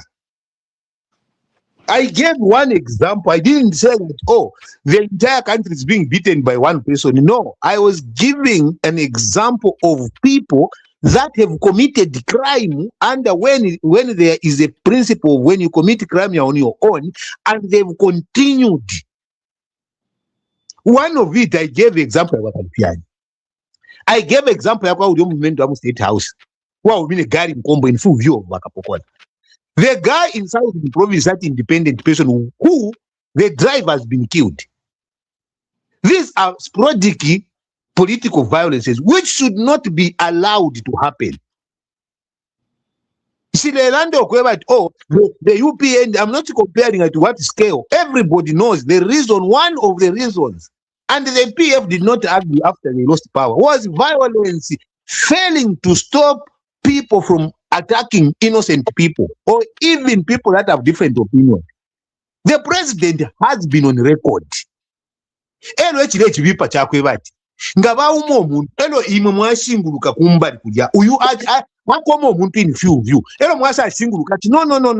We can't compare with the PF. Yes, you cannot compare. But what are you saying on this guy who has committed crime in full view? And Milo Amonekela. Why should a person in Zambia, even one person, should be allowed to understand record post on social media? Milo Abuela, asa mbukula ndokati, oh, nomba na laisa pali you opposition leader, tuweku dealing na iwe tulesa mkukukoma. And then the party is not saying, hey, wait a minute. Even if we trust you, we love you, we will not allow you to be talking like that, because that is not what we stand for. So the conversation is pick up and even twisted. You have twisted the conversation to go back in history and the current to say, oh, we can't allow that. That is one of the things that I'm holding you accountable on. I'm saying, can the president live up to your own by showing some people as examples at political violence? He's not his thing. Not you kukuleka, but no, you're on your own. You are on your own. Empty words.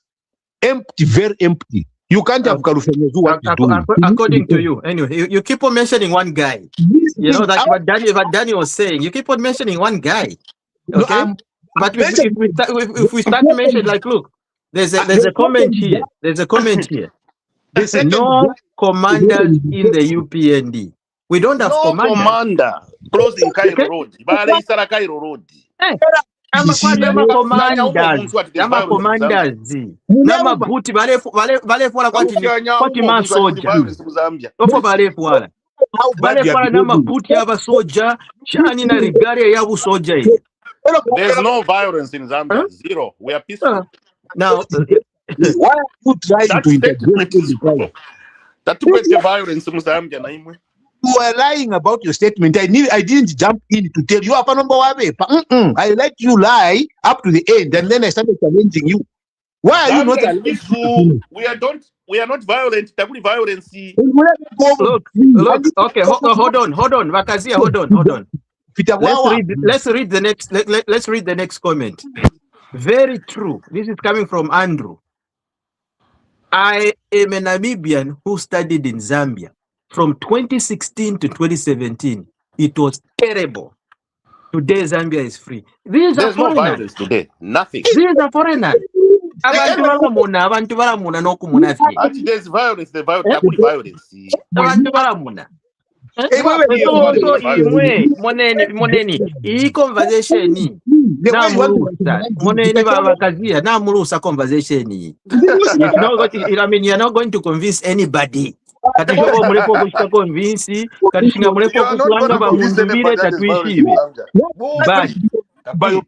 I will not be convinced. I will call it what it is. Violence is bad, and you should not play. It's not there in Zambia. It is there. You are the only one seeing it. So violence. Listen, like I told you, violence. If it's there, one or small speck of little violence, you can call it now violence here. That's not violence. Violence here iko imwe. You remember when Shapi, Shapi, the number one right hand man of the Bari. At Shapi, what's his name? To people's intelligence. You can be so disrespectful to people's intelligence. Hold on. But Danny, remind me, his name is Shapi, right? Oui, sir. The number one of our president. At see something we at day. Bamwita shanu. Shapi. Bamacha imwese popular basa pamulande. Bamacha. We have violence in Zambia. No. Guys, you are so bad that we are peaceful. We are from violence. My point was this. My point was this. There were some elections here stika ku Western Province. There's no violence. No, hold on. There was elections here stika ku Western Province. So there's no violence. Problem Vakazia, you like to talk over your friends. When people tell you hold on, you don't want to listen. Well, how can you No. You need to give chance to people to speak. You cannot be talking over each other. We're not going to understand each other. So when I say when I say as the moderator, hold on, you have to hold on. And then when I give my point, then when we call you Vakazia now, can you come in? Can you come in? Not even I'm talking, we're not going to understand each other. Sorry, I'm moderator, but you should do that to Danny as well. No, but it doesn't talk over me. We'll so see. You're the only one who talks over everybody. We'll see. Hold on. When there was some elections in Western Province, kwali yamba nani kanyama PF commanders batuma. Ero wabatumine na tumuishira. He's in jail right now. Abatuma ngereka bieni kulia, you make sure that kuba pasa bonse ba UPND kulia. And then kwali police in charge at that time. Mupepe kwali ka police Shapi. Evo bamusendere. That time, Kampyongo was the Home Affairs Minister. Ama guys bali kwetama panga amabwe shali nawe karamu the now booking na lodge. Now booking na lodge. Now pela nama Land Cruiser yo balendera mweri. Baba booking basi. Hero basa bafuma nomba muli ati nomba baya mkushita attack. So I went a sharpie as I tama guys bakwetingere, let's go. We need to stop this because kwalaba bloodshed. Nobody can what they wanted to do. They wanted to fight him. Tabai Jwatkansi Mambala, he's well trained. He took them on. I think about 10 or 11. He took them on. He took them on one-on-one. No kuba personal kuboma sana. And then when Kampyongo went there, who did this to these boys? I know it was me. Yeah, Kampyongo. Kampyongo. So you can understand, like, look, violence can be controlled by the security arms. You know? UPND, to clamp down because now they're using UPND t-shirts, which is very, very bad. You know? Because you want UPND, but but I can tell you, if you want to clamp down, we got people well trained. Not if you are going to Tola and to Kurasha, Baba Tola Pikashinga in 2 weeks. That Baba trained. Joke of the day. Anyway, I think we need to give chance to Hamwami. Are you there? We need to give chance to other people to also talk. We need to give chance to, Vakalinda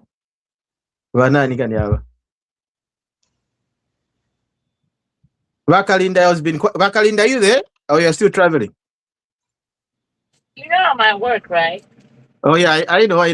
Yeah. I don't know if you're free to talk. Talking about. Let's go to the next topic. I think it's been exhausted. Yeah, of course. We're exhausted with this. Let's go to the next topic. Yeah, let's close. So let's close this one. I think it's not going to take us anywhere. Like anyway, my point is. Anyone? What? Anyone what? So Silakatala. He says bulldozer. Yeah. I can hear what you're trying to say. That was a bad period of leaders like that. Anyway, that was so bad. That was like, oh my God. Yeah. Violence, not. Yeah. I'm going to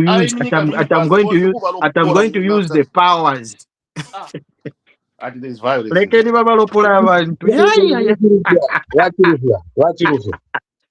You can imagine Minister to zone. Violence in Zambia. Tamuri violence in Zambia. We are peaceful. Minister,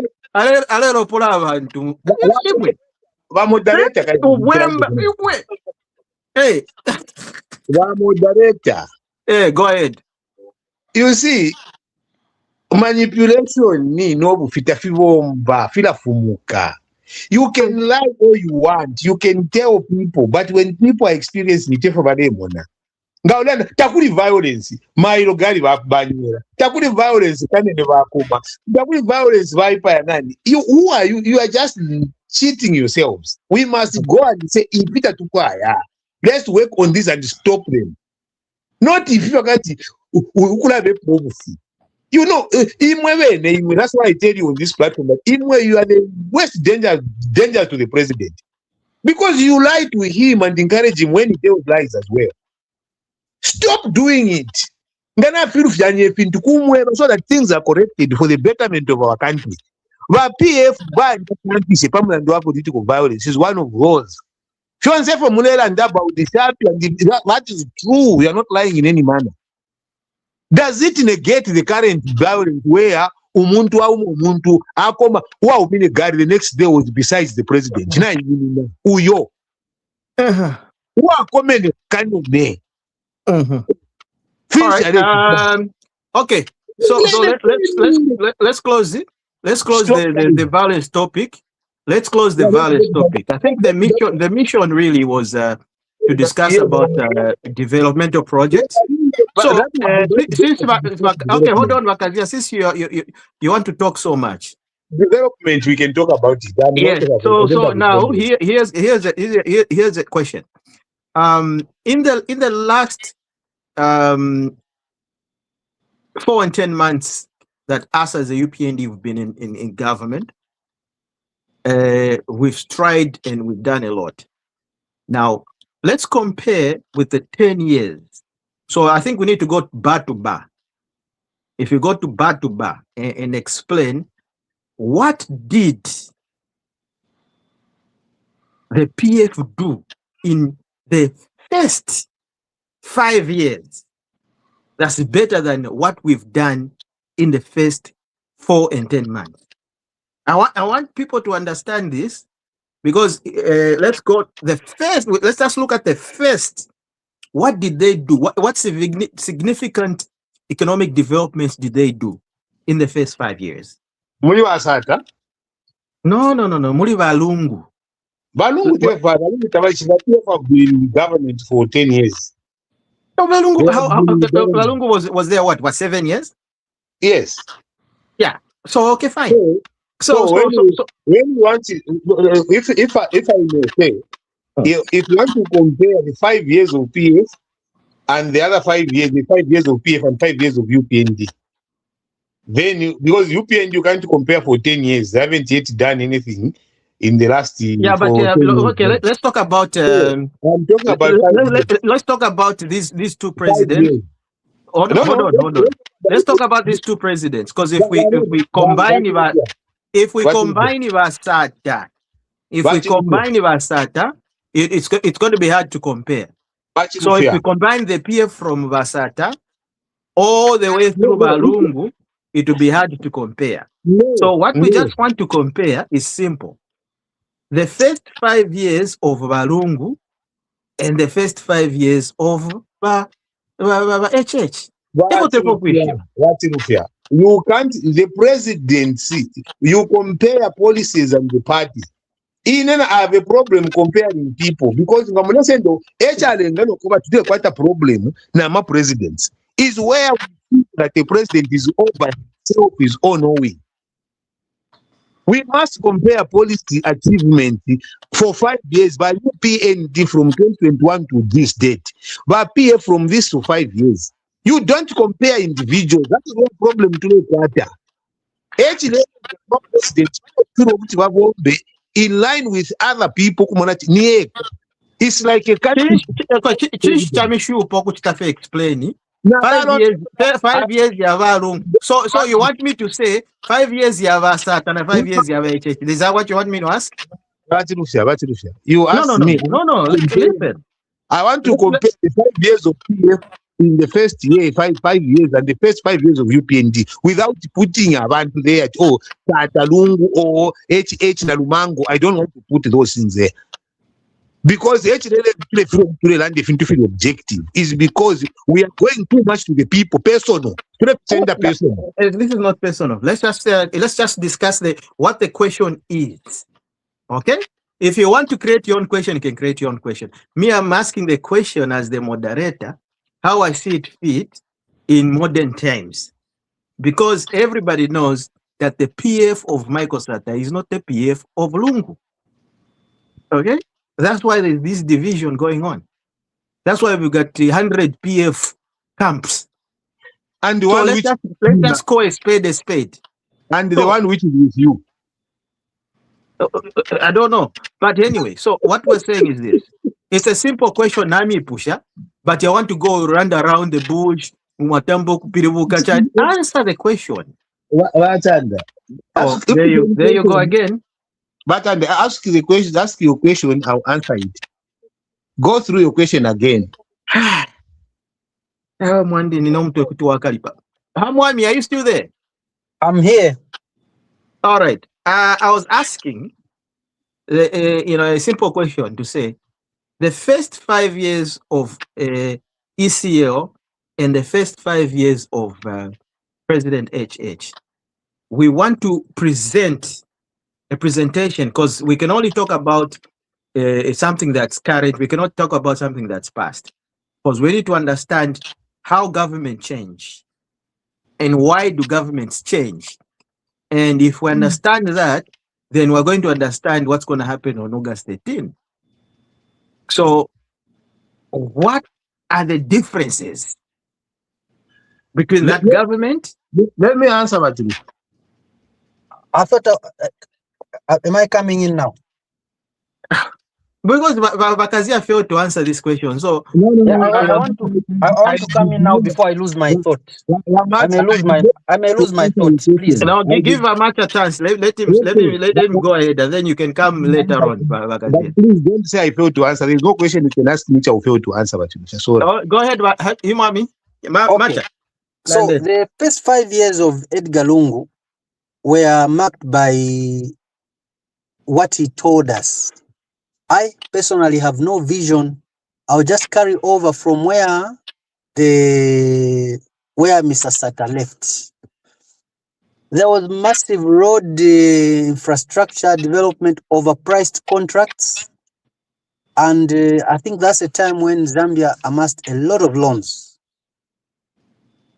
Then, in short, then for the first 5 years of HH, it was correcting the wrongs which the former had done.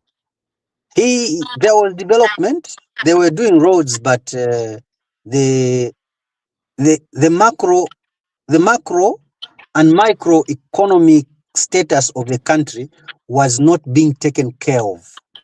Debt was becoming humongous. It was becoming a mountain. So in the first 5 years of HH, he had the work of correcting the wrongs, especially laying a foundation that could make Zambia be an investor's choice.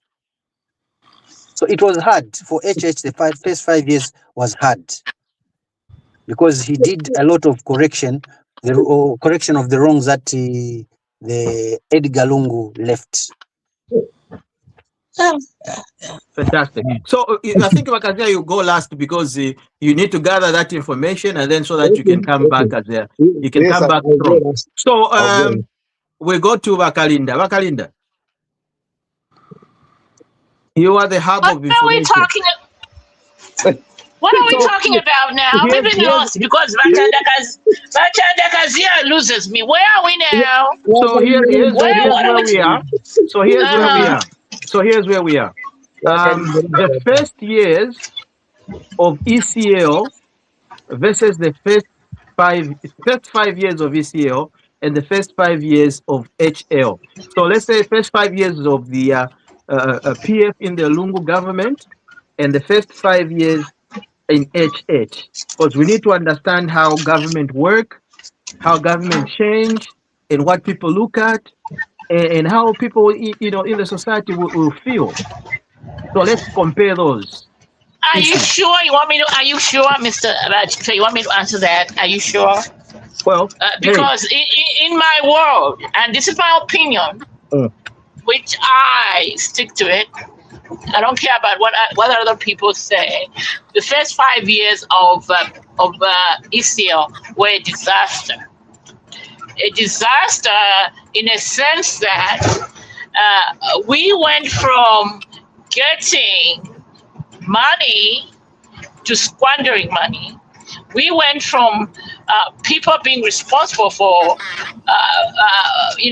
people's general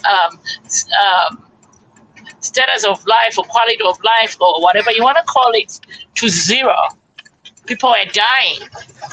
There was hunger. We went from a few people who had absolutely nothing in their pockets to overnight billionaires, so to speak. We went from people not owning not even experience of business, to owning businesses and winning government contracts and never supply, as they call it now, air. that's the first 5 years of PF, as I see it. I would like somebody to challenge me on that. And now we compare it to the first 5 years of double H7. Despite the setbacks in the worst ever drought we've had in the country, to students being given new allowances, to free education, to unlocking investment in the energy sector, to the agriculture sector now producing 5 million tons, the first ever in our history, and we're still growing. I mean, you can't compare the two. Are you telling me, Patricia, we should be comparing, rotten oranges to, I would say, strawberry cake? Is that what we're talking about here? I'm just saying. That's a very good question. But Danny. Yes, my wife there, Kalinda, summarized it nicely. To me, as it's just like comparing day and night, as I can say. It was everything horrible you would expect in a country to happen during the first 5 years of Lungu. First of all, there was rapid growth of public debt. From Zambia borrowed like crazy during the 5 years of Lungu. And then we had what is called infrastructure building by Lungu, which was fake in the sense that the infrastructure borrowing and building of the so-called roads was overinflated. And people became millionaires over the so-called infrastructure building. Contracts were mad with corruption, and the Munduviles got money for the roads they never built. The musicians were Malembe was the supply of uniforms. He didn't even have a single sewing machine. So anyway, it was bad in terms of borrowing and the so-called infrastructure building, which was, to me, that's the thing that, we built roads, they talk about we built a police camp, which is good. The police now were living, but at what cost, people? You don't just point at something and say, I built that thing, but at what cost did Zambians pay that so-called police camp? Okay? The roads were expensively built. People were given contracts under the table. We didn't even see any bidding for any projects at all. All we're hearing is Malembe is a supplier for the Defense Force uniforms. How did he do that? So that was one. Borrowing was bad. Okay? Secondly, Zambia, because of too much borrowing, became the first African country to default on its loans, the Euro bonds. And they say, it was COVID, it was this. Everyone experienced COVID. But why are you the first one to fail to pay your dues? So it was bad. Also, the other thing is the inflation really skyrocketed under the first 5 years of Lungu. There was a lot of the inflation went up. Foreign reserves dwindled. Okay, they chewed everything. As far as they're concerned, they don't believe in foreign reserves anyway. So it was bad. Financial management was bad. And if you ask, which I think someone is going to say this, he was saying, the financial management was bad, but why was Ubunga cheaper than whatever? Why was fertilizer cheaper than one? There's no link between that, because that's what someone is going to say. I know. He will say, but these things were cheaper. Blah, blah, blah, blah, blah. But no, the management of money was bad. The economy was bad. Okay. Corruption. The 5 years Lungu was telling people.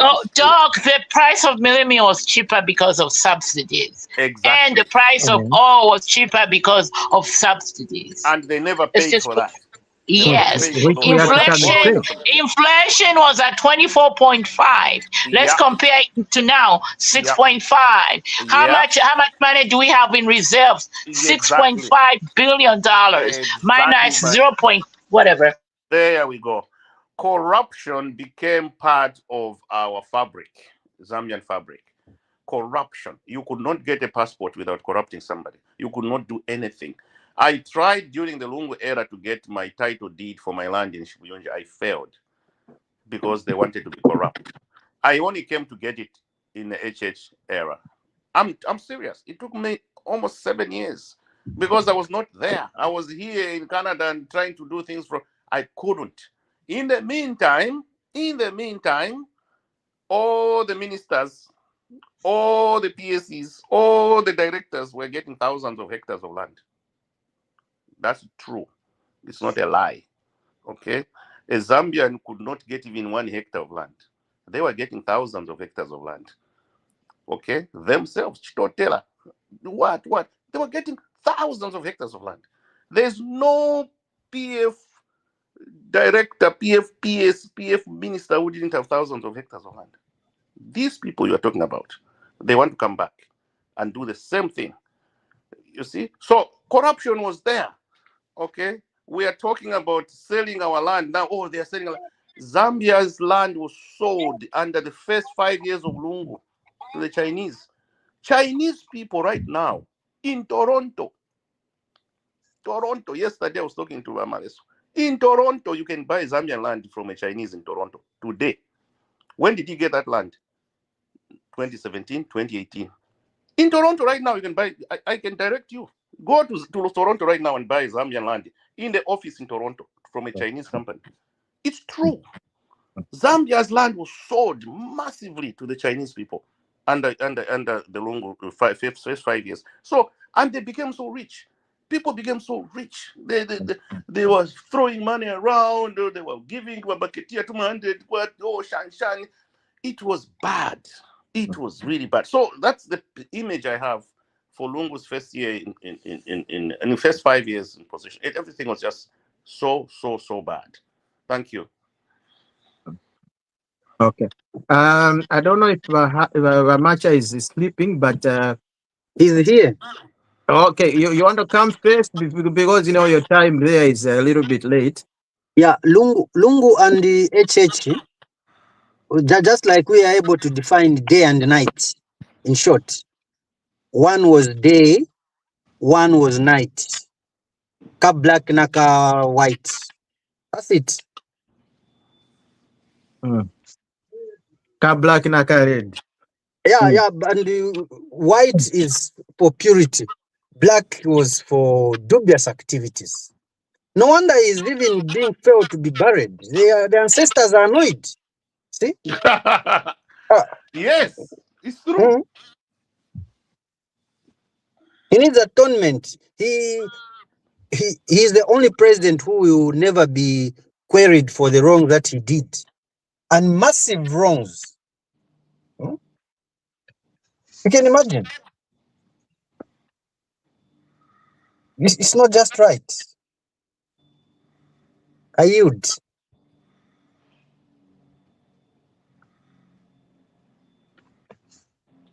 Give the floor to Chandakazia now. Yeah.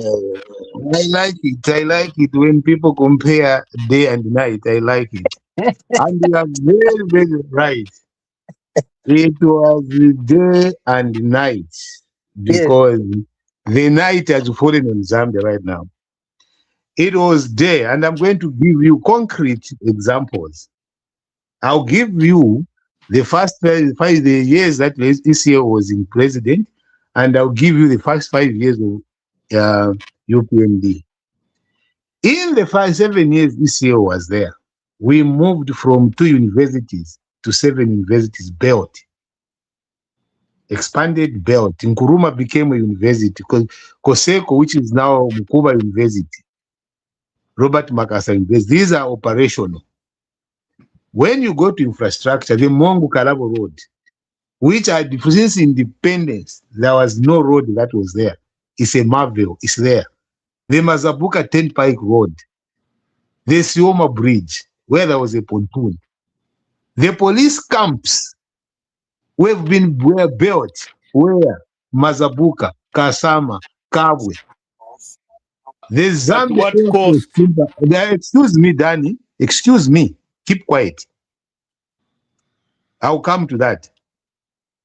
Mazabuka, you go to the Zambia Army compound on the both airport road and also on the in Ibex Hill. If you look at the field depots in Mansa, in Impika, they were built for strategic reserves. 2 brand new airports done. Lusaka International Airport, this is Kenneth Kaunda International Airport, and Simon Masaka Pwepu. From the scratch, from the bush, an international airport was done. The famous Kafulafuta Dam was done by ECL. The Chivombo Mount Facility Zone, which has been recommissioned and recommissioned, the evidence is there, done during ECL. The hospitals, Levi Mwanawasa Hospital was done during the PF. Chilenje level 1 upgraded during PF. Matero level 1 upgraded, that was during the PF. If you look at the power generation, Kafue lower hydro electric power station, it is dizzy. These were massive infrastructure development. When you go to social security, but the 8 years there was Employment Code Act, which repealed some of the oldest laws and provided security to the workers, social security provision, and also making sure that we protect our Zambian workers. Sector-based minimum wages were done. Productivity policies were done during ECL. Those are just but a few. Yes, in terms of borrowing, the PF borrowed. But for most part of the things that were borrowed, you will point to something like, oh, that is where the borrowing was. As to say, oh, it was overpriced. I am yet today to see the quantum which was overpriced, or something that the UPND has done with equal specifications but at a lesser cost. When I come to the UPND government, now I'm giving you the night. What happened? In fact, during ECAO, the mines were taken back to the Zambian people to start having to manage our internal resources. In the UPND, what have you done? Yes, you are right. The focus completely moved from the Zambians and building their own country to the direct foreign investment. The foreigners had a field day. The field day has been seen. Who can contend? Gold scandals at the airport, presidential pavilion, $11 billion lost. Ministry of Health, the ambulances, PF was ripped apart for the fire tenders, and rightly so. What has happened to the 150, 2 years down the line, a procurement process that should have been done? Who has been supplying fertilizer? Single sourcing everywhere, including going to get money from our pension funds and lending it, and then giving the toll gates away, which were built at a huge cost and where our people were taking it. So yes, the stability has been there in terms of the economics because the focus has moved from ourselves taking control of the economy to the foreigners. So it is a day and night. To date, if you go and say, point at one infrastructure, big infrastructure development that the UPN has completed in 5 years. The last conversation we had here with Dan was giving very good statistics.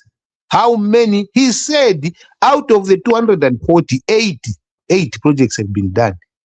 They've not even been mentioned.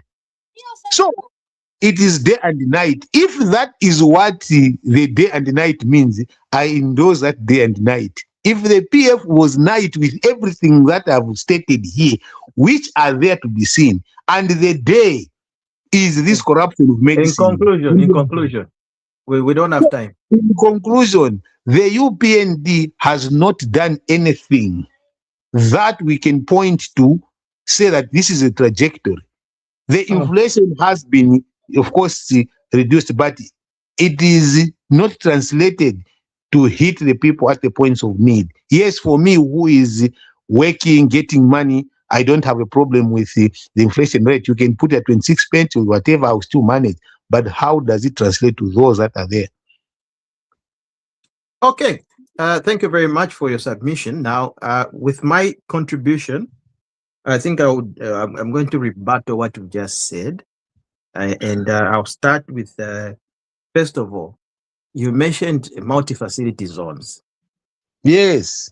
Look, when the multi-facility zones were built, okay, when we came into power in 2021, we found those to be white elephants. There was nothing happening there. Okay, just like any other projects that you ever did, they're just white elephants. Go through the project. Hey, hold on. I'm the one now. This is my floor. You spoke, so it's time for you to keep quiet and listen now to my part.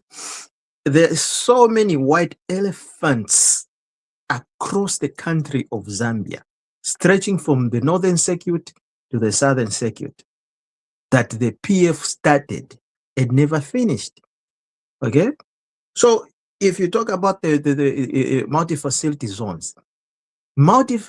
zones only started becoming productive when the UPND government came into power. And why? It's because when the President HH decided to make a special trip to China and other business partners, they said, fine, we can come in and start building cables. We can come in and start manufacturing batteries. We can start coming, and I don't think you even know all these things that, I'm just mentioning, because these are economic indicators in how the economies will start working and how economies will start getting their revenue when it comes to exporting batteries, cables, solar panels, all these things. They're now being built in those same multi-facility zones where, just like a white elephant, well, I can just put it in a simple term. There was nothing happening. It was just a building, but there was nothing happening inside. That's what it was. So you build something and there's nothing to do with it. But because you didn't have the idea, you didn't have that technology, well, the foresight that we did. Okay? So that's what happened. Now, secondly, let's go to the universities. Okay? Universities, the universities that you're talking about, it's the same issue. Most of them, even up to date, are still white elephants. It's just a building in the bush. There's nothing going on there. And most of them were actually started by PF of Microsat. Okay? Not PF of Eddie Kalungu. No. This was Microsat's time. So Microsat built the universities, he built them, but the other government failed to complete those programs because, one, lack of foresight and lack of economic understanding and lack of understanding how the landscape work and how things would work for the people of Zambia. So what we did was we finished those programs and we're starting to most of them are unfinished even up to date. In the next coming 5 years, we're now going to really complete them. I have a question.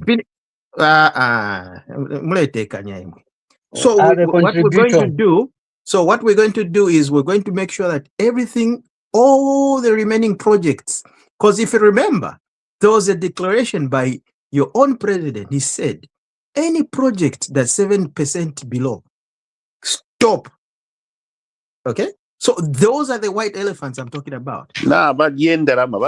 Okay? And the problem is this. They didn't know how to manage money. Management is very, very, very important. That's why people have to go to school to study these things.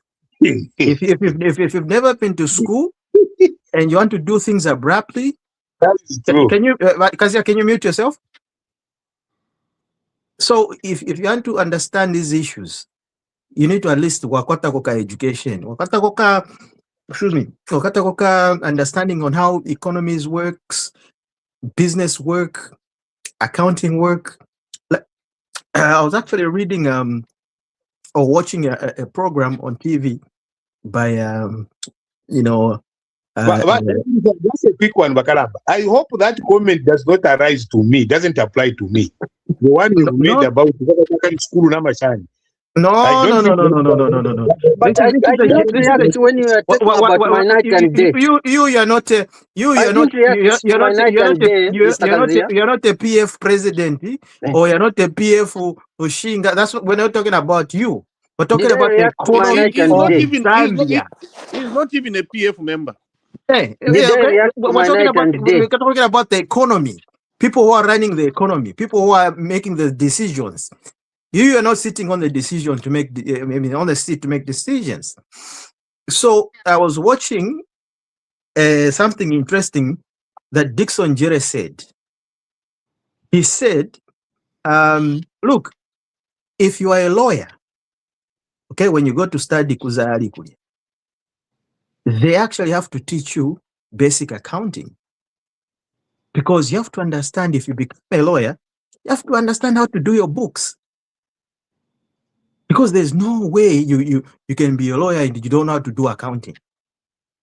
So in the way the world works and the economy and everything, you have to understand. You have to be a well-rounded individual whereby you can understand different aspects of the business world, from economics to accounting. Understand.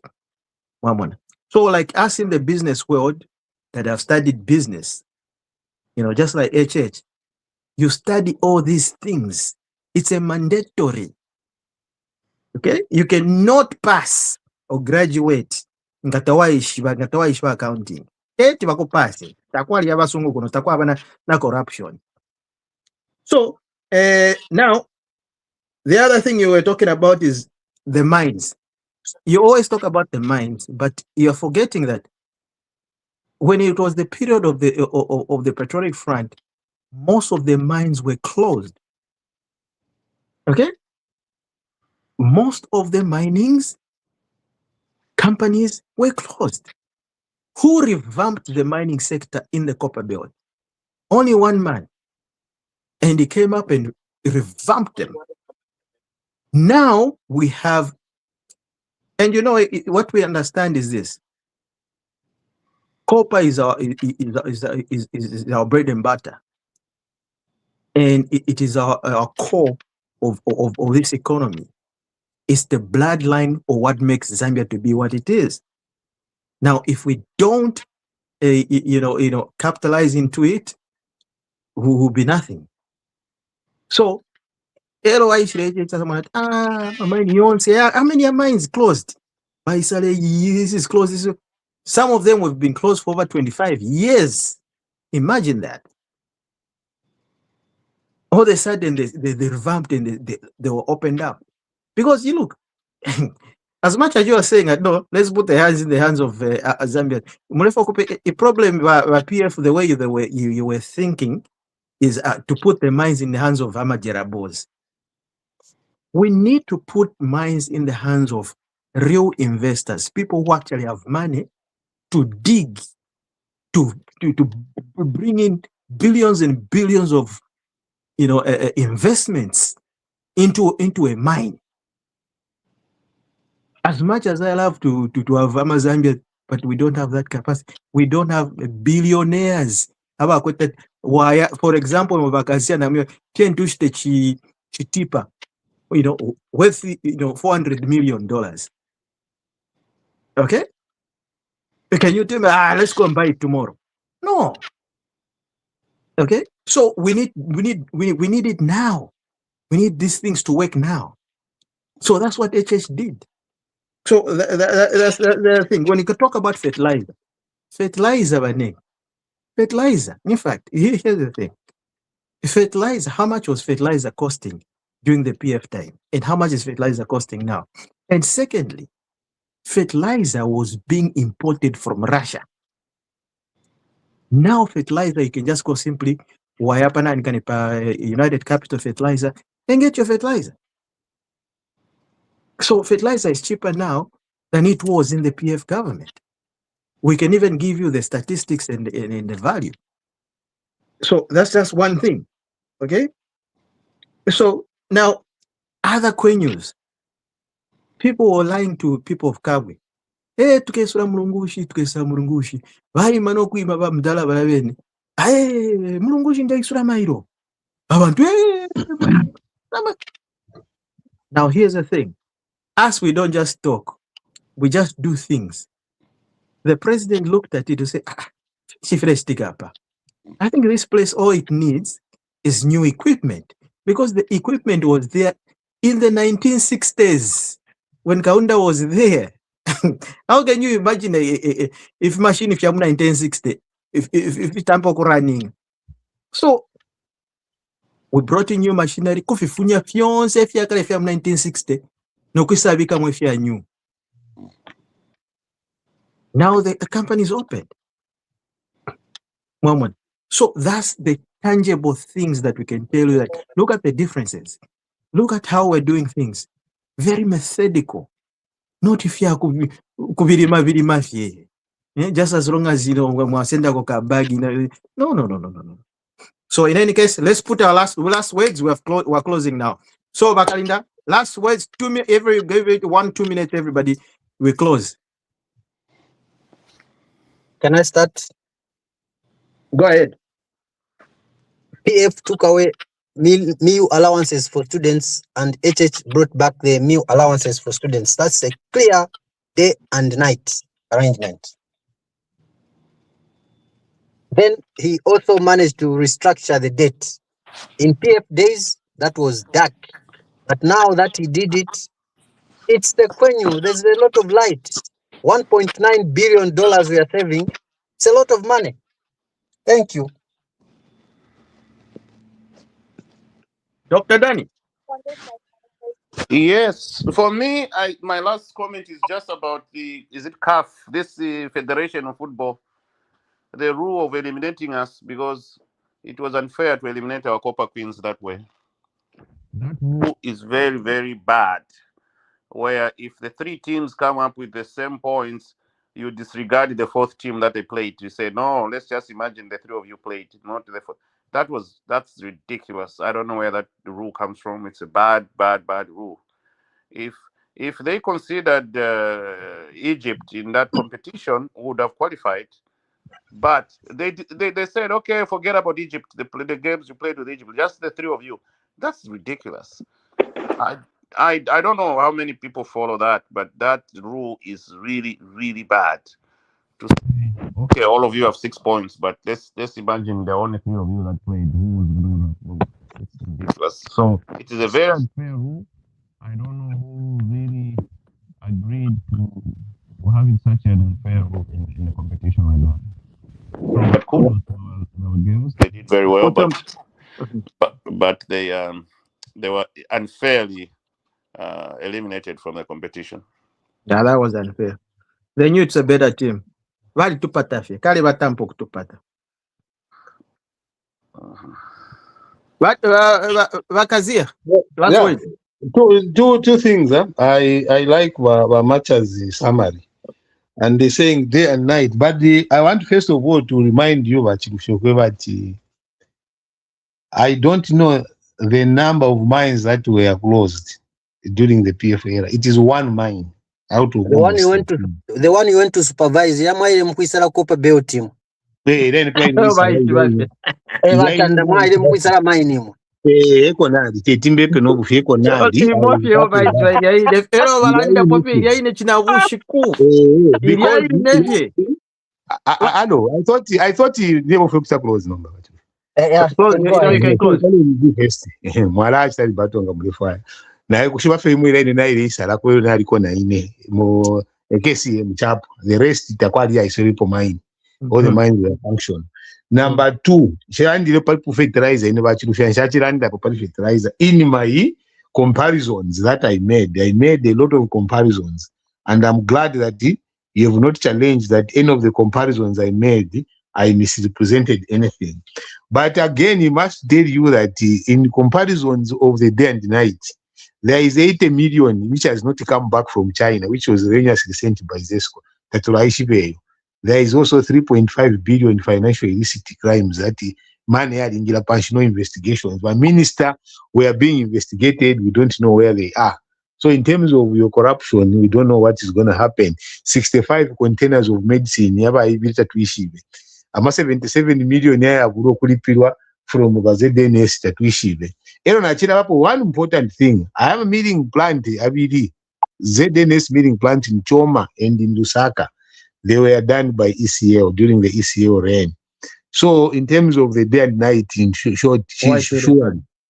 Elephants, all these things, all the things that I've told you are function. All the things, everything that I mentioned. If I tell you about Nkrumah, it's a university, people were there. If I tell you about Mukuba, they are working. Charimbana, there are people are there. Nama vice chancellors have been appointed. Robert Makapasara is working. So mine your mind mwalanda qualify imwe there was one there pumping water but yale bomba na hena mwalanda be qualify imwe I think it's Chambeshi deep. ati yale bomba muri PF ati qualify imwe ya shale bomba bakazi obufi ndera ndokweba ati I said that one mine here is yes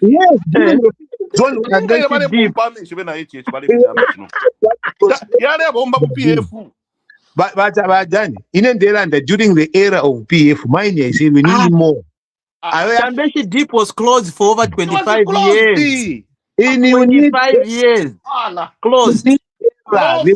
Muri PF 5 years. But it is one mine effort to land. You are to compare 5 years. That's that only 5 years in imo mine. Imo. Nga imbiniri kuisa in 5 years. Okay.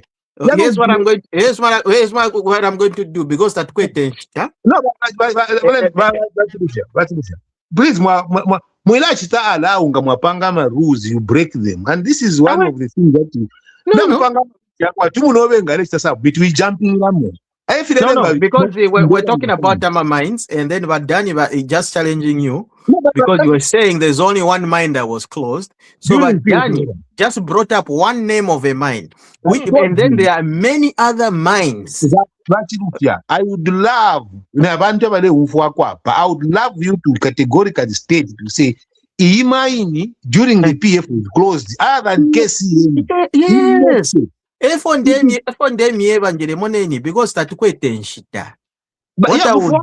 what I would do is I'll send you information. Yes. Okay?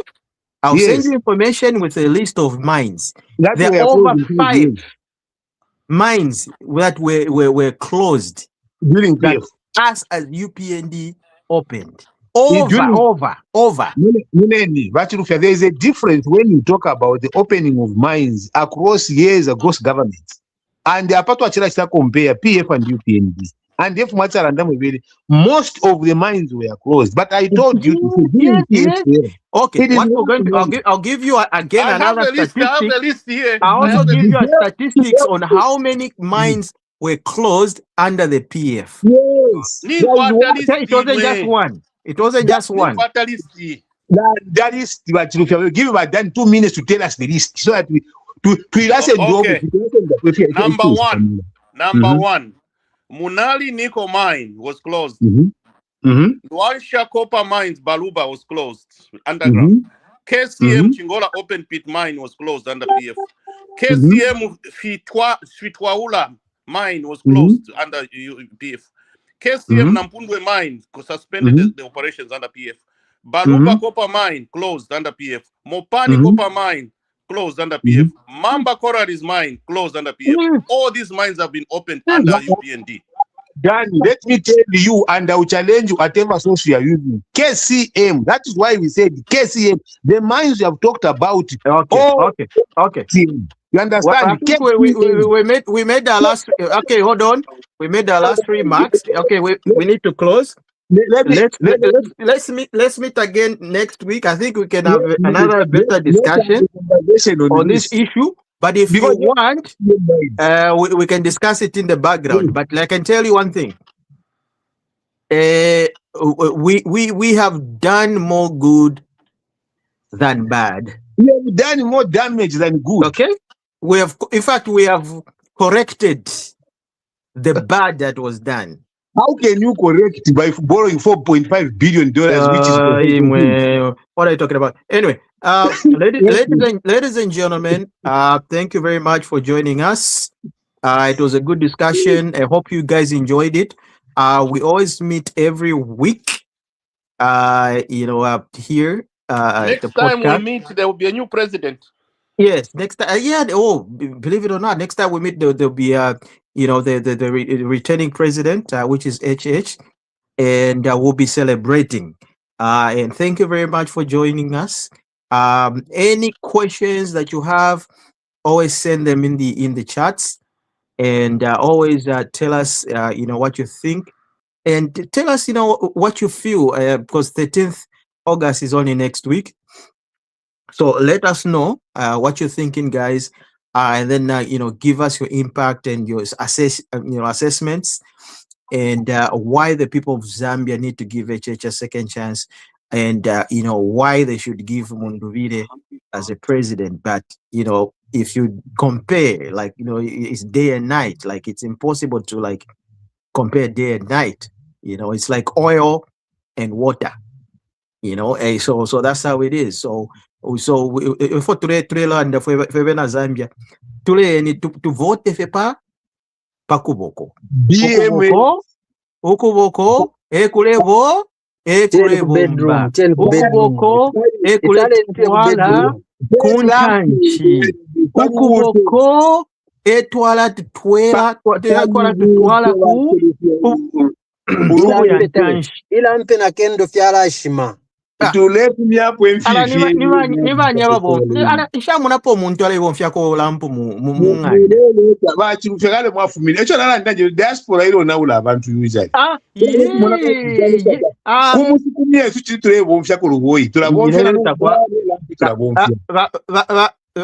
Macha. No. Sola, abantu wale bonfya sola nomba. Koloboyi.